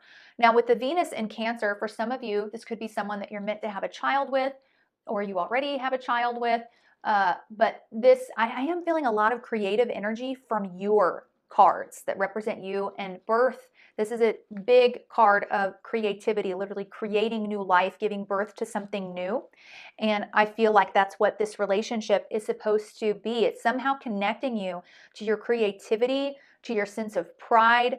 I see you, for some reason, this relationship starts very close to or around a period in your life where you are tapping into some sort of creative skill or endeavor, if that makes sense. Maybe you're painting, or maybe you're in some sort of art class, you know, or cooking class, or maybe you're starting a little online business of your own. It somehow coincides with that. And yeah, for some reason, this relationship, this person, like just their energy, it like feeds your creativity. You know, maybe you're doing a lot of poetry writing or writing music. And yeah, there's definitely a connection there. It is this particular person that's setting that off within you. Because like I said, you guys' energies do feel really good together. But I've got to say, uh, this partner of yours, I feel like they're going to need a little, if you guys are in this relationship right now, okay, they're going to need a little bit of time to work through this stuff that they're getting out after their traumatic experience or loss that they went through. For those of you who this relationship has ended a while ago, then yeah, maybe now is kind of the time to start. Maybe they've healed and we can now reconnect. The pleasant letter, this is telling me that there needs to be communication that is not physically based. All right, that's going to be important here. So communicating online, through text, through email, but for some reason, Spirit does not want, at least for right now, there to be a lot of physical contact, because you guys are so physically attracted to one another that can kind of overtake some of the important things that need to be discussed when you're new in a relationship and you're starting to think about, okay, what do we want our future to look like together? What do we want this? Because it feels very like you guys feel a little bit physically obsessed with each other. Now, for those of you who have been away from this person for a long time, it feels like this was maybe an issue there. The relationship was very physically based, and you guys never really got to like really communicate, you know, connect mentally. It was all this physical and emotional connection. So writing a letter or reaching out somehow online, okay, or at a place where there's a barrier so that can't occur just yet until you get some answers that you need, okay, until you can get things figured out, what happened, why it happened, where they're wanting to go, that sort of thing. But I like you guys together. I do. And I think it's good that you guys have a great physical attraction to one another. That is super important. But literally, you guys' physical attraction is or was like so intense that it took over everything. So you actually kind of have to work around that, work with it. Make sure you're getting the other parts of the relationship in that need to happen as well. Okay, let's look at some of the other cards here. Okay, we have a chakra balance card. It says the only illusion is separation. Wow. Okay, and then we have this card. Isn't that pretty? And on the back it says push. Don't feel inadequate. Forget how to quit. Push on no matter how things look. See, so that again is telling me, you know, I think for a few of you, there may have been an unexpected pregnancy in the midst of all of this. Yeah. There may have been. Comment below if that's the case, because the push is making me think of that. The birth is making me think of that. But this card's clearly saying, do not quit. Push on, do what you need to do. The only illusion is separation. This lines up really well with the 12th house on the die. We're really not separated. If I get real high up and real spiritual about it, which isn't good to be that way all the time, okay? It's good for us to have a sense of self and an identity and understand how we're separate from others. But in big zoom out picture, everyone and everything is interconnected. There's truly no separation between me and you and them. It's all this oneness, okay? So don't get caught up in, oh, well, you know, we're separated. You can't go back. You know, now things are separate. You know, I'm so different. Those sorts of things. It's like you're creating a divide in your mind that's just an illusion. It doesn't need to be there. At least that's what Spirit's saying in regards to this person. So yeah, with the 12th house energy, there's supposed to be like a connection with this person on a subconscious level, on a past life level. Like this feels like soulmate energy to me. All right, let's look at the last couple of cards. Okay, we've got this cute little card. It says independence. I embrace total independence, and I see how empowering that is. Even when I'm in a relationship, I can still be independent by meeting my own needs and creating my own happiness. When I do that, I'm the fullest version of myself, and I have much more me to give without needing pieces of me in return. So this sounds kind of similar to one of the other piles that came up. It's a common theme in relationships.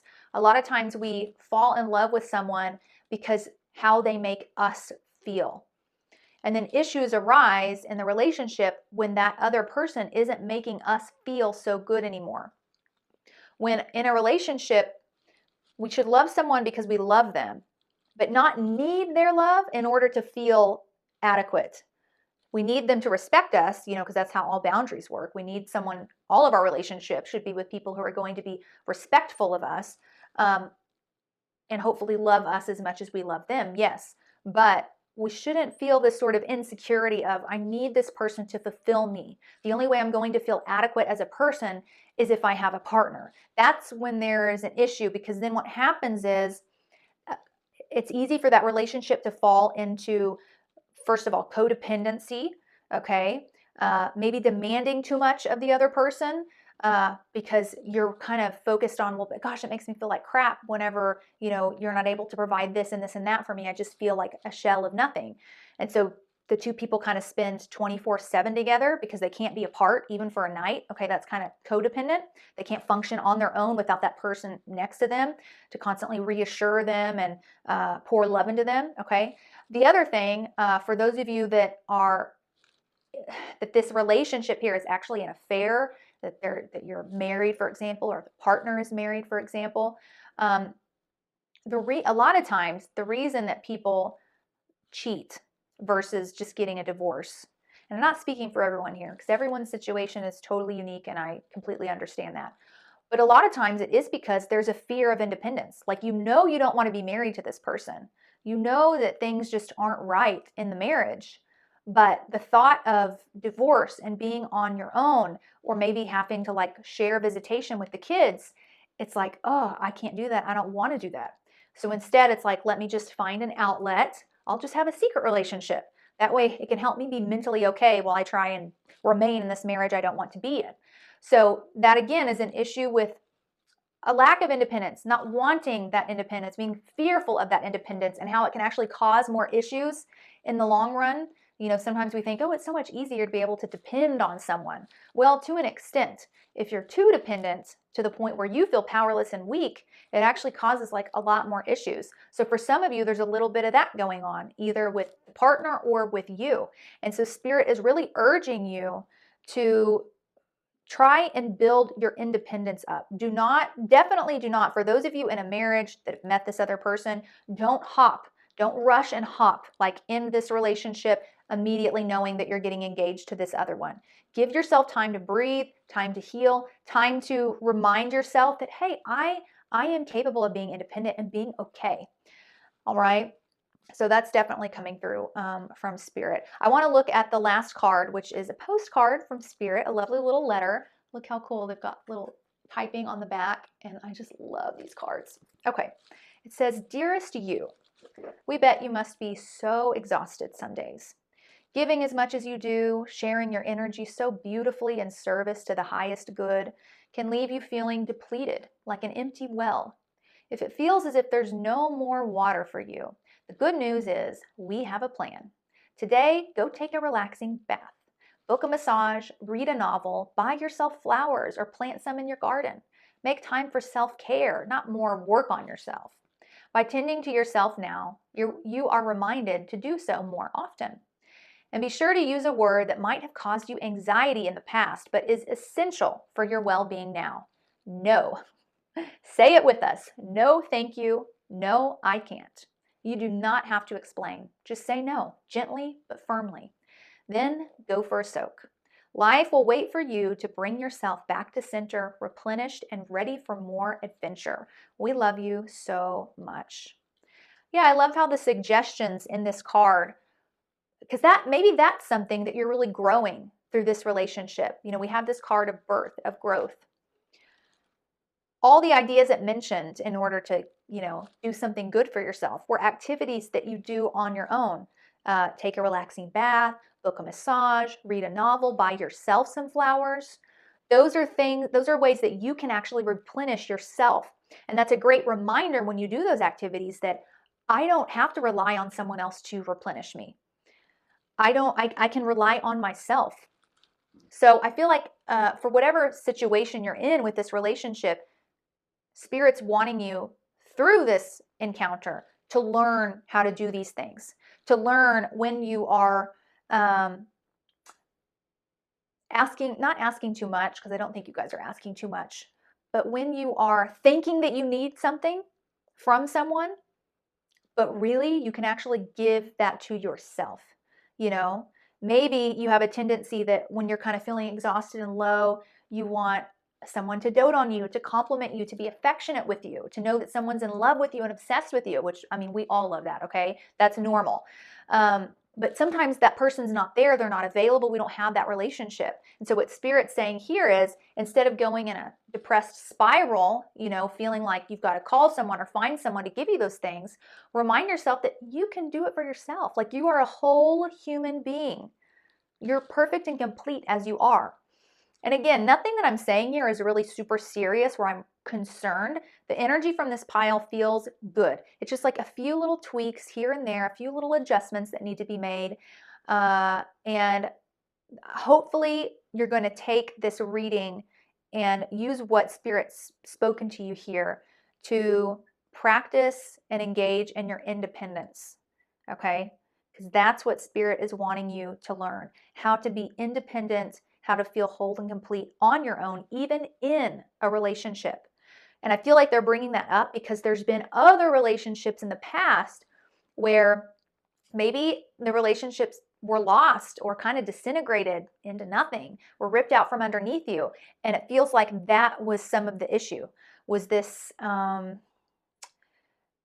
a codependency, could have been that, or a belief deep down that you're too weak to be out on your own. So you've got to kind of put up with this relationship because there's no way you could go it alone. So it's one of those two things, which I guess could kind of be the same thing if you think about it.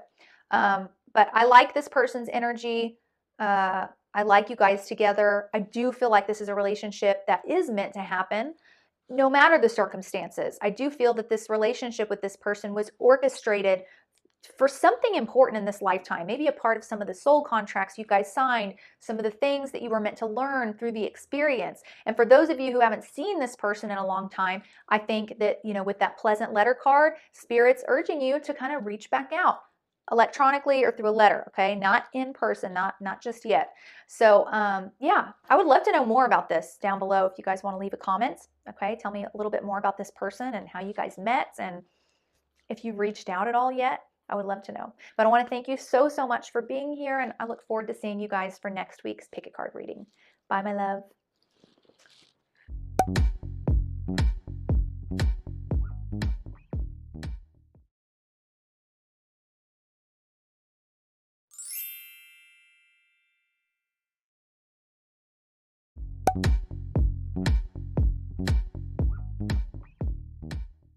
Hey, Pile 5, welcome to your reading. Let's take a look at this person, your relationship with them, and find out if you were meant to be together or are meant to be together, regardless of if you were broken up from this person or currently with them.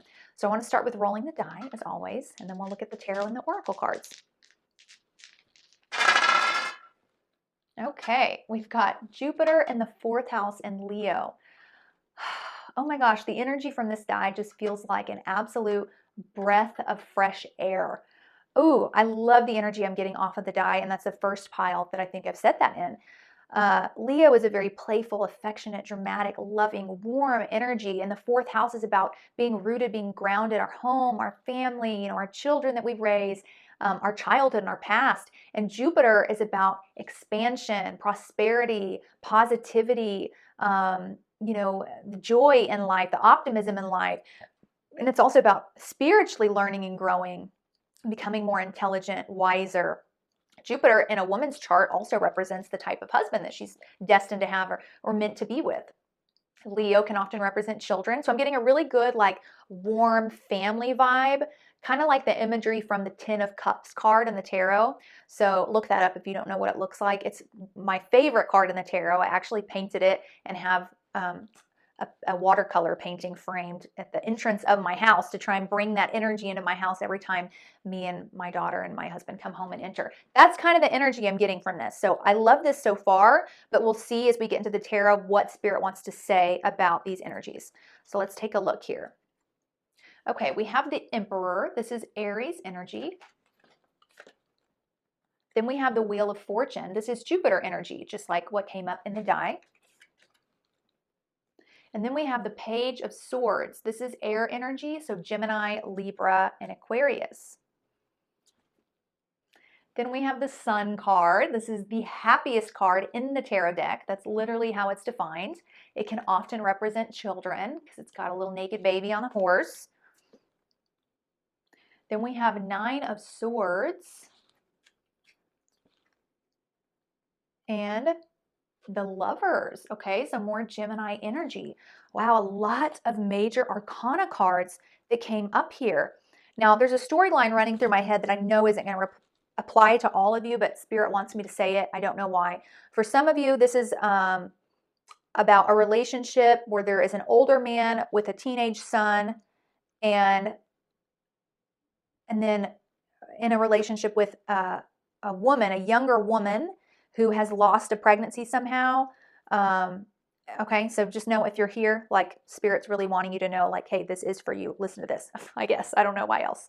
But okay, so this top row of cards kind of represents your partner's energy. The bottom row represents yours. So in the top row with the Emperor, I'm seeing someone who is very responsible, very organized, very, likes to maintain control of their kingdom and what they're in charge of, and very wise. And I am getting an older energy, almost like, I feel like you kind of look up to this person in a way. You feel like they teach you a lot. Like they feel very well worldly, very cultured in a sense. And yeah, for some of them, I feel like some of them have been divorced previously and have older children from that divorce. Whereas I feel like you don't have kids when you meet this person, okay? Or maybe you have one, but not like a partnership, so like a single parent sort of situation. Now, the Emperor that I'm speaking of doesn't have to be a male. I accidentally do that sometimes because that's what I'm seeing on the card. But in your situation, if that doesn't apply, then use it how it applies to you. But the Emperor is this type of person that's very, organized, responsible, wants control, those sorts of things. And so in this situation, older, wiser, worldly, quite cultural. And then in your situation, I see like this intense happiness and joy, either through a pregnancy or the birth of a child. But it didn't have to be that. It could just be the state of mind that you were in. And then this immense, overwhelming kind of depression, worry, anxiety, grief, and just feeling alone. But then I see that it ends with this Lover's energy, which is about, meeting your partner, soulmate, twin flame, that sort of thing. Actually finally connecting and feeling not so alone in the world, feeling like you have someone to rely on, to hold you through your pain, to comfort you during your grief, to try and get, and what I love about it is we have the sun here, then we have this card where there's like no sun, no joy. And in the Lover's card, you see the sun is rising up above the horizon. So it's rising once again. So yeah, I think you all went through something really difficult and tough that kind of took your joy. It kind of sucked the life out of you. And somehow this partner, this person that you came here about, it's like they infuse the joy back into your life. You really, really needed that. And this person does feel, regardless of whether they're older than you or not, they just feel wise beyond their years and like such a protector.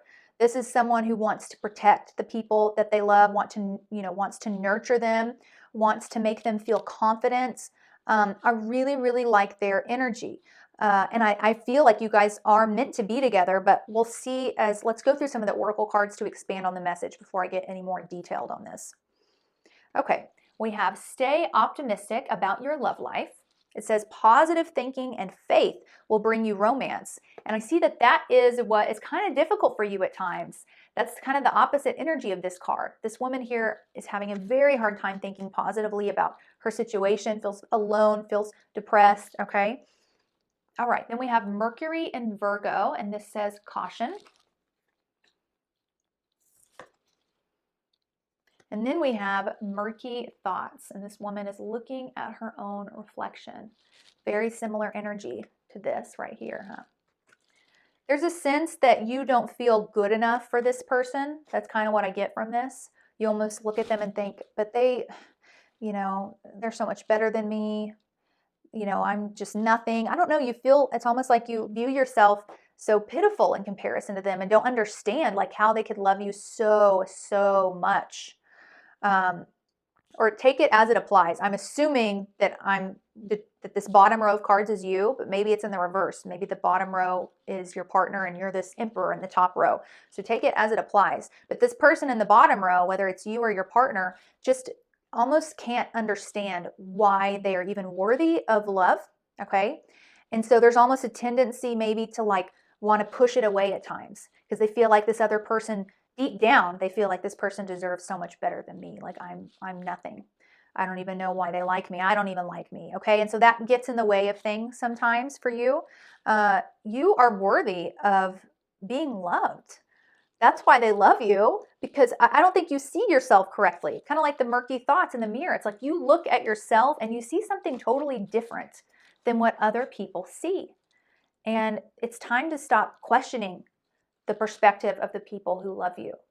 In fact, maybe you should trust their loving, optimistic perspective over your own, or at least just allow yourself to receive that joy, those compliments, that affection. Just allow yourself to receive it. At the very least, that's what you could do.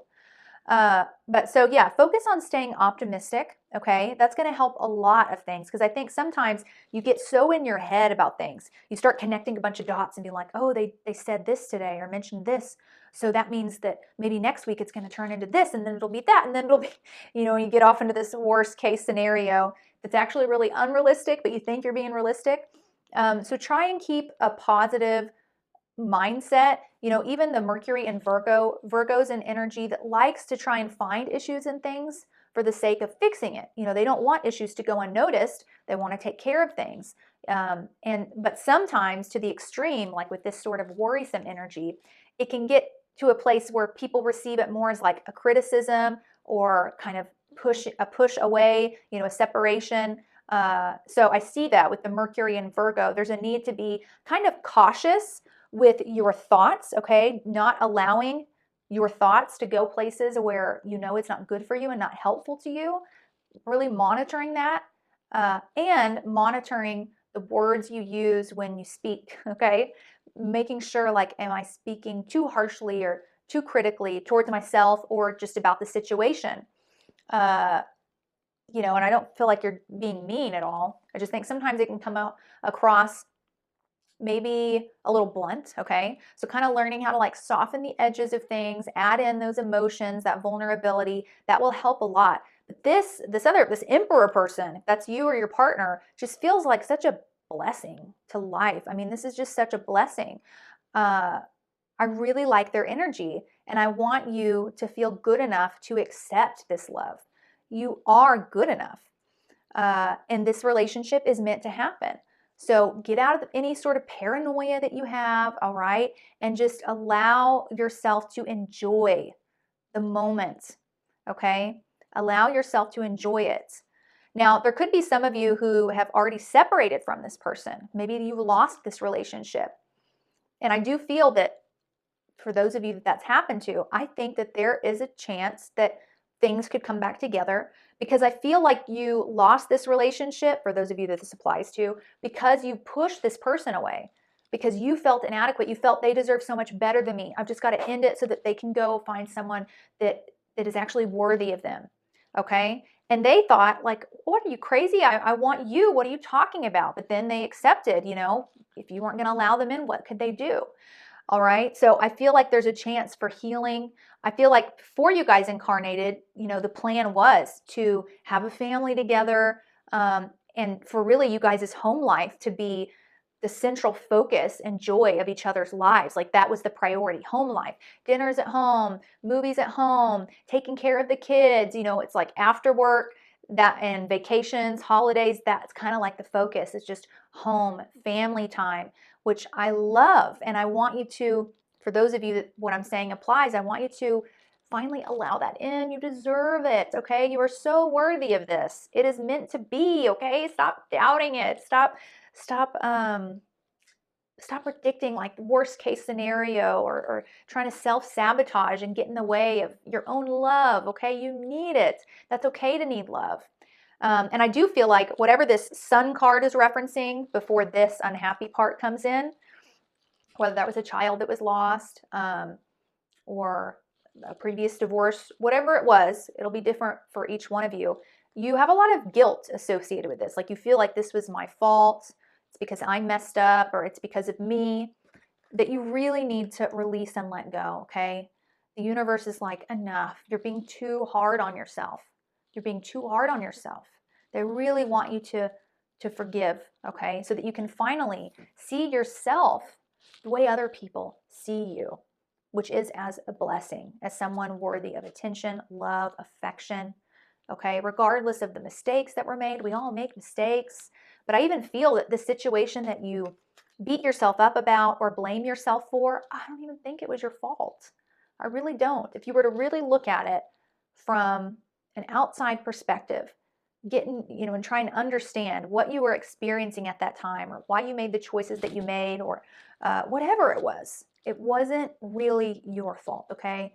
Or even if it was, okay, it's time to forgive. You deserve forgiveness. You've earned it, all right? Okay, let's look at the last few cards. Okay, we have this one that was one of the card toppers, and this is a root chakra card. And it says, grounding, sink your roots deep, connect them to the heart of the earth. I love that because the fourth house, which came up in the die, is all about our roots, where we are grounded.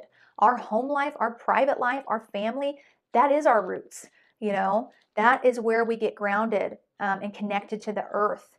And for some reason, it feels like you're resisting or avoiding that. And it comes from some sort of place of, I don't deserve to have that. I can't trust myself to have that. And so you're very kind of ungrounded.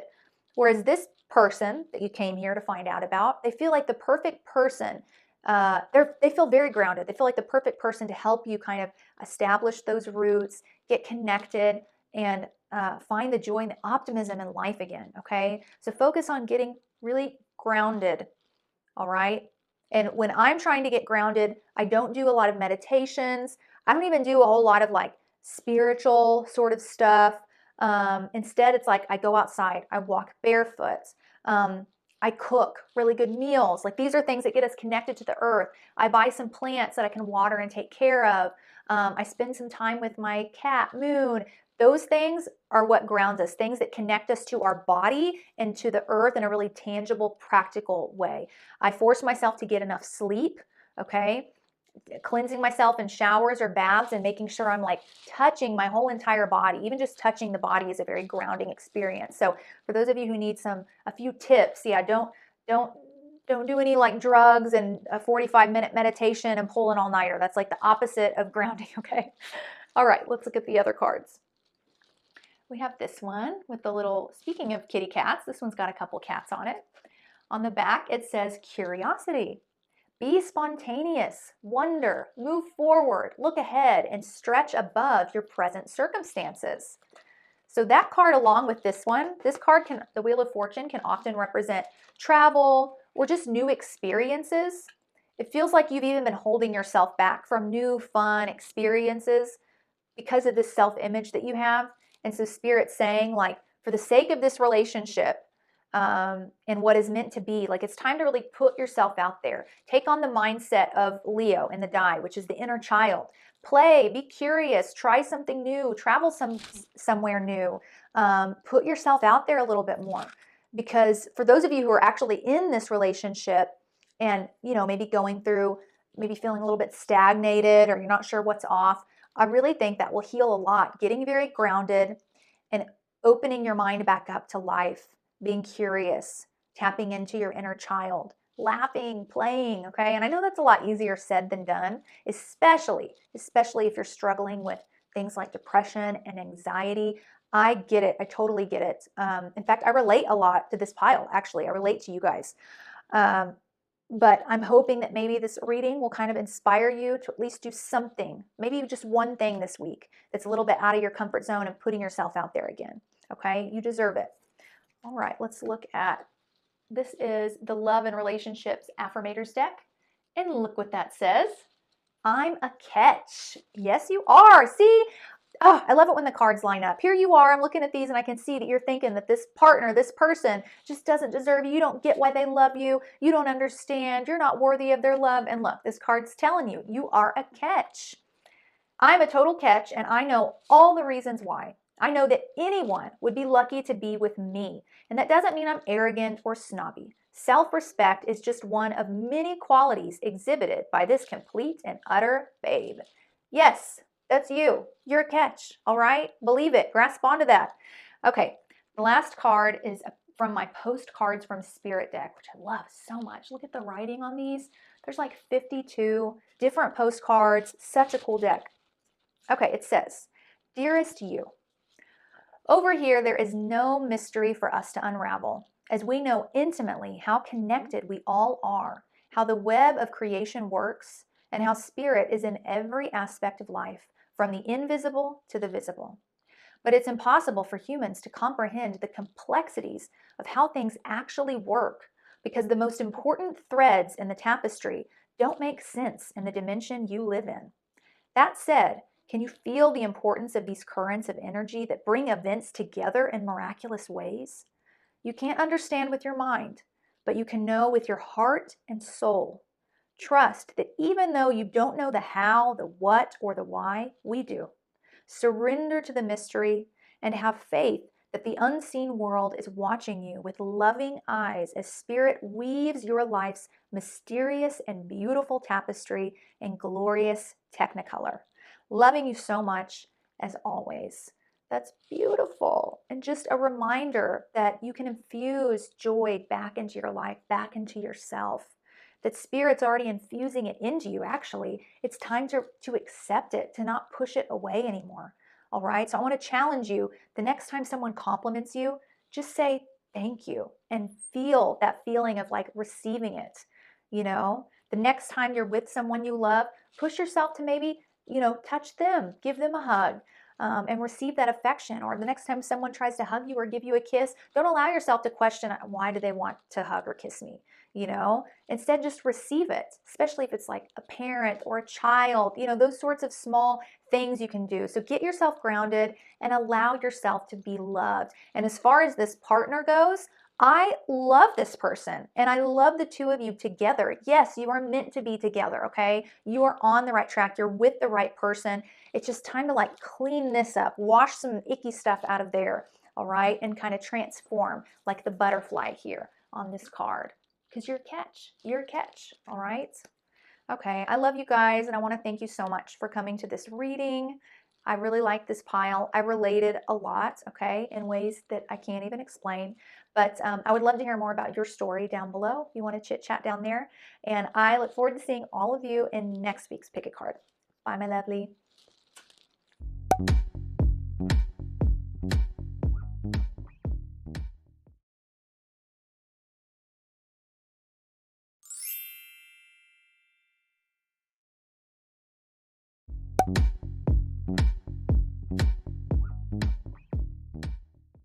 Hey, pile 6, my final pile. I can't wait to take a look at your relationship with this particular person and if it was meant to be, if it's still meant to be.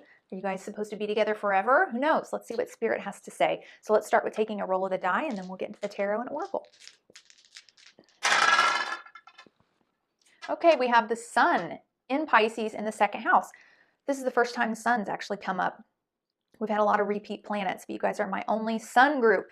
So Sun is that Leo energy. It's our ego, it's our joy, it's our sense of self, it's our pride, okay? The second house is about our values, our net worth, our money, our self-worth, our assets, tangible and intangible, what we're good at, our talents, our voice as well in Vedic astrology.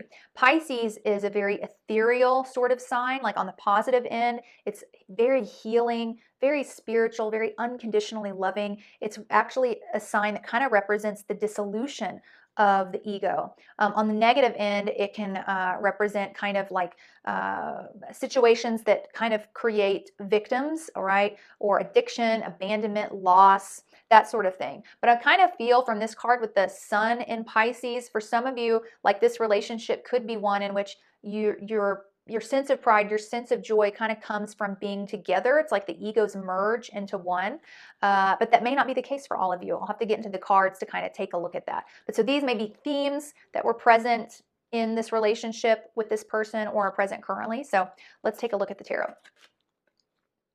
One, two, okay, so we have a 7 of Swords. We have the Hierophant. This is Taurus energy, and Taurus rules the second house, which came up in the die. Okay, and then we have 3 of Swords. All right, so I can already see that at least for the top row of cards, this Pisces is kind of talking about this Pisces energy in the die is bringing up abandonment, pain, and loss. Okay, let's look at the bottom row.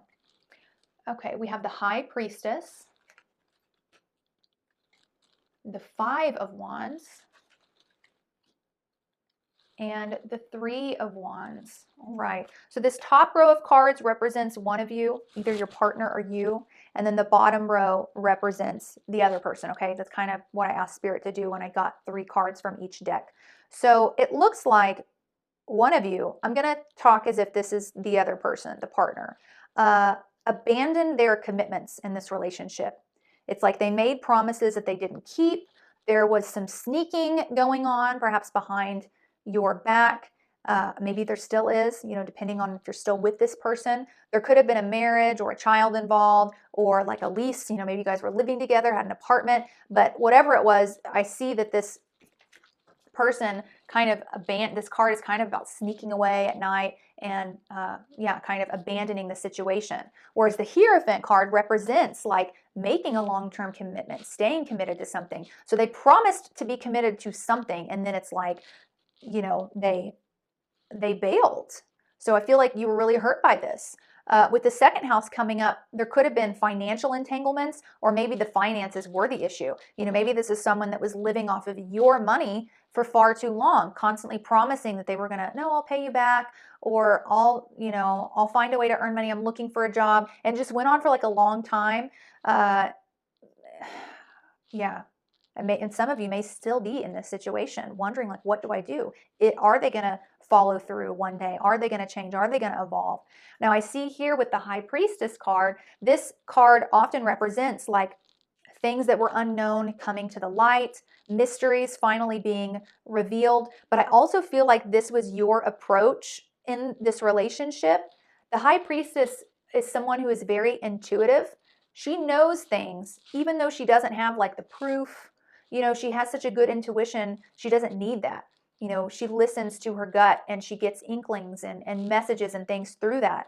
But yeah, maybe she doesn't have the tangible proof of it. So I feel like that with this 5 of Wands, which often represents a struggle between 2 egos, like both sides kind of wanting their own way. There's no way to compromise. I almost feel like there were things you were feeling, you know, like maybe you thought his intentions were malicious, you know, so then you tell them, like, I feel like you had bad intentions when you were doing this. What? You don't know my intentions. That wasn't at all. Are you crazy? And maybe for some of you, I'm seeing like gaslighting going on. Your intuition was spot on and still is. I think a lot of times this partner and maybe other partners talked you out of that. You don't have proof of that. You're just being paranoid, that sort of thing. But no, it looks spot on with this card coming out. And I can see here in the 3 of Wands that you may be at a place now where you're like, okay, the world is crazy enough. Life is crazy enough. It's chaotic enough. You see the sea, there's like a storm, the ships are, you know, getting tossed and turned out in the water. I feel like you're thinking, or were thinking before this relationship ended, life is chaotic and crazy enough. Shouldn't I be with someone that eases the chaos, that gets up and helps in the midst of the chaos instead of adding to it? So I see this woman in this card kind of like pondering, am I doing would the unconditionally loving spiritual thing be to keep forgiving and to help empower this person and to help them be the person I know they can be?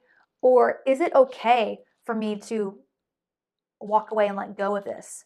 I feel like you're still contemplating this, because I do see that this person in the top row, which I think was your partner, may try and like go back and forth a lot. You know, may come back apologizing, making promises, and you feel like, oh, well, a good person would forgive and believe in this person and give them another chance. You know, who knows? Maybe there's kids involved. Maybe there's a joint business involved. Something second house related Or maybe it's your self-worth that's causing some issues in this. I don't feel that this other person has a great sense of self-worth, and that could be causing a lot of these things. So I do feel, we'll see as we get into the cards, okay? But based off the tarot, I do feel that it wouldn't be good for this relationship to last forever for your sake, okay?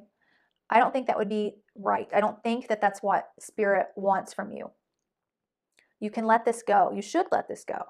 Now, I don't know if before you guys, incarnated and came into this life, if there was a plan for the two of you to be together and remain together, maybe that was the plan. But looking at the state of how things are and where this other person is at on their spiritual path, they're not going to be able to. They haven't made the choices that they need to make to really be capable of being in a long-term relationship. That's the truth. So there could be part of you that has a hard time giving up on this because maybe you remember that contract that was signed before you guys came down into this earth. Maybe at a soul level, you're like, no, this was supposed to work out. I can't give up on this. I signed a contract saying that, this is what we were going to do. We were going to be together. So maybe on a soul level, for some of you, that's what keeps you hurting and questioning this. But what I'm hearing from Spirit is, no, the contract was already thrown away by this other person. You didn't do anything wrong here. It's time to let this go and to move on. But, we'll see as we get into the rest of the cards. I do see, though, that this was a difficult relationship with a lot of chaos, a lot of fighting, a lot of secret keeping, a lot of, promises broken. All right. But let's look at the other cards. Okay. It says worth waiting for. Divine timing is at work in your love life. There you go. There you go, hon. Then we have Saturn in Virgo, and it says isolation. And then we have card number 36, and it says hope and big water. And look, there's the woman looking out across the water, which reminds me of the phrase, there's plenty of other fish in the sea. The sea is huge, all right? And I see this woman looking out at the sea and maybe realizing for the first time how freaking big it is, how many other possibilities there are. You don't need to settle. You do not need to settle. Just like what this card says, it's worth waiting for. It's going to be worth waiting for the person that is the perfect fit for you. Absolutely.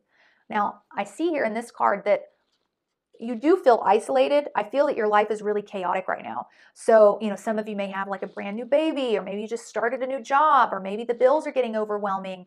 And so part of you is like, maybe I should just, they're wanting to make it work. Maybe I should just try again for the sake of, at least I won't feel alone when I come home at the end of the night. So that is a temptation, I think, for you. Just, I don't want to feel isolated. Almost like you'd rather be with someone that isn't even that great to you, doesn't even treat you right, just because at least you won't feel lonely. Like, it might be better to fight with someone, yell back and forth with someone, but at least have them in my house than to be all alone. All right. I see your mind kind of thinking that way. But Spirit's like, no, look, you can get through this. You don't have to feel isolated. There are other people in your life other than this person. You should be reaching out to friends, family members, or if you don't have any of that, enroll in a new class or make friends with a coworker, anything where you can meet other people so that you don't have to feel isolated. So that's not even a thought in your mind. And man, both of these cards are giving me such positive energy in terms of your love life. You're not meant to be with this person, but I see that you have a beautiful, beautiful love story ahead of you. In fact, I did pick a card a few months ago that was titled Your Next Relationship, What It Will Be. I'll try and put it up here, but I would recommend watching that after this video so that you can find out what your next relationship is going to look like. Okay, let's look at the last few cards. Here's a card top, one of the card toppers you all gravitated towards. And this is the throat chakra. It says listening. If you want to be heard, learn to listen. I feel like this other person needs to do that for sure. But for you, I don't feel like you need to listen to this person. But I think there are people in your life that you have kind of been afraid of opening up to, maybe out of shame, or you don't want to hear the I told you so. Maybe they were saying things to you for a while. You shouldn't put up with this. You shouldn't be with this person. I think they're doing that. And you kind of pushed it away because you felt like you were being judged, or you felt like you knew what was best for you.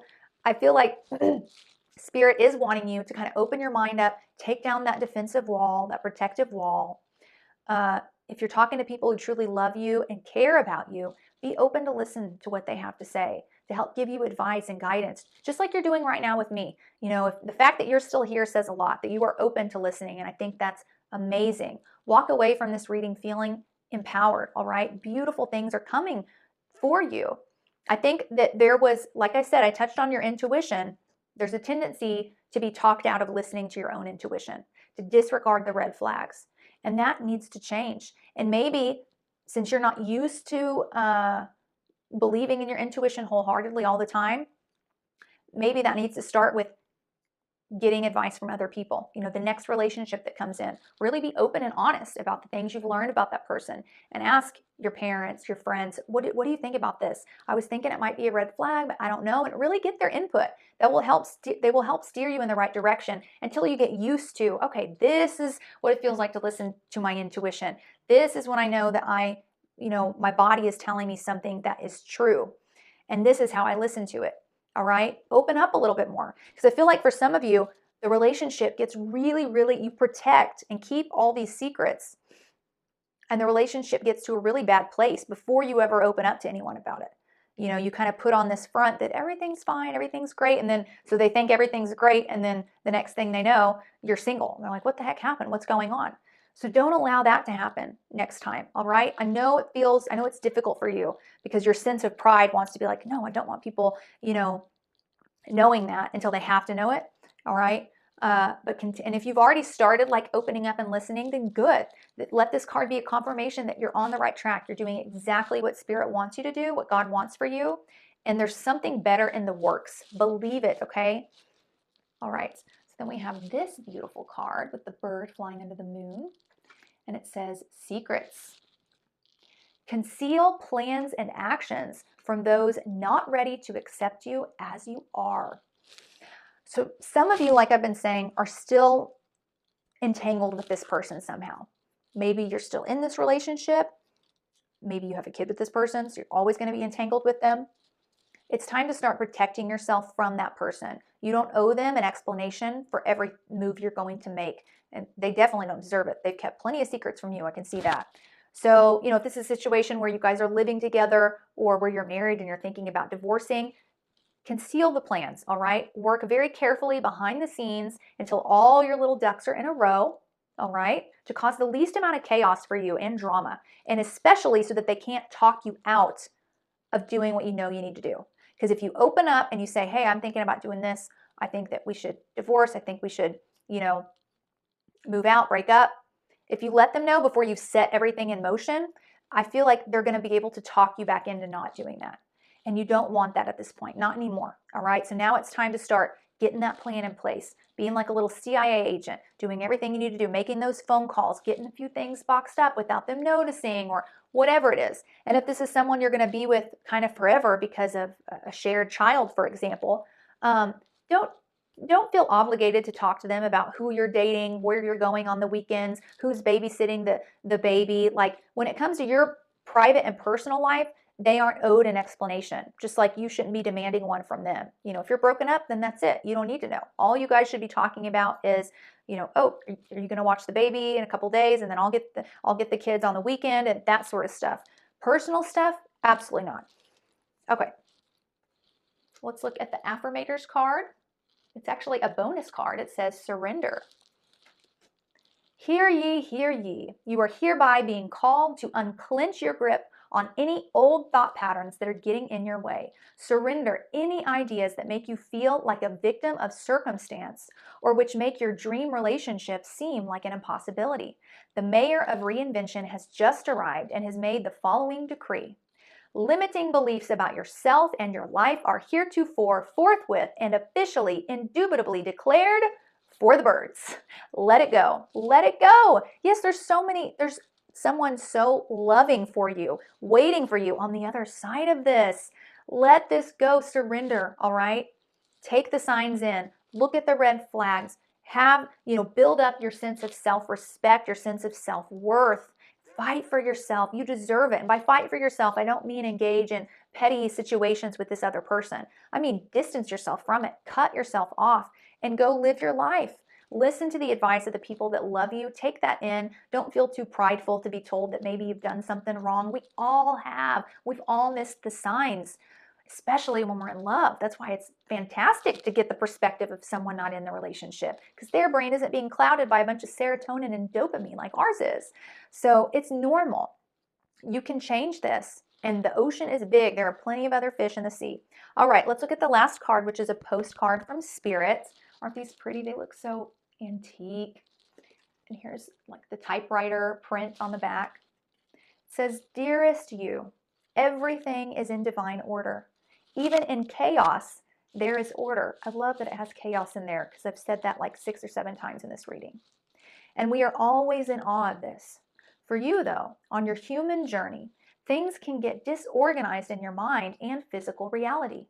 You need to get rid of the clutter, whether it be too many stories in your mind, too many what ifs, or fearful thoughts of the past or future. Instead, focus on the now. Empty your mind, clean your house, and throw out any object that tells you an uncomfortable story.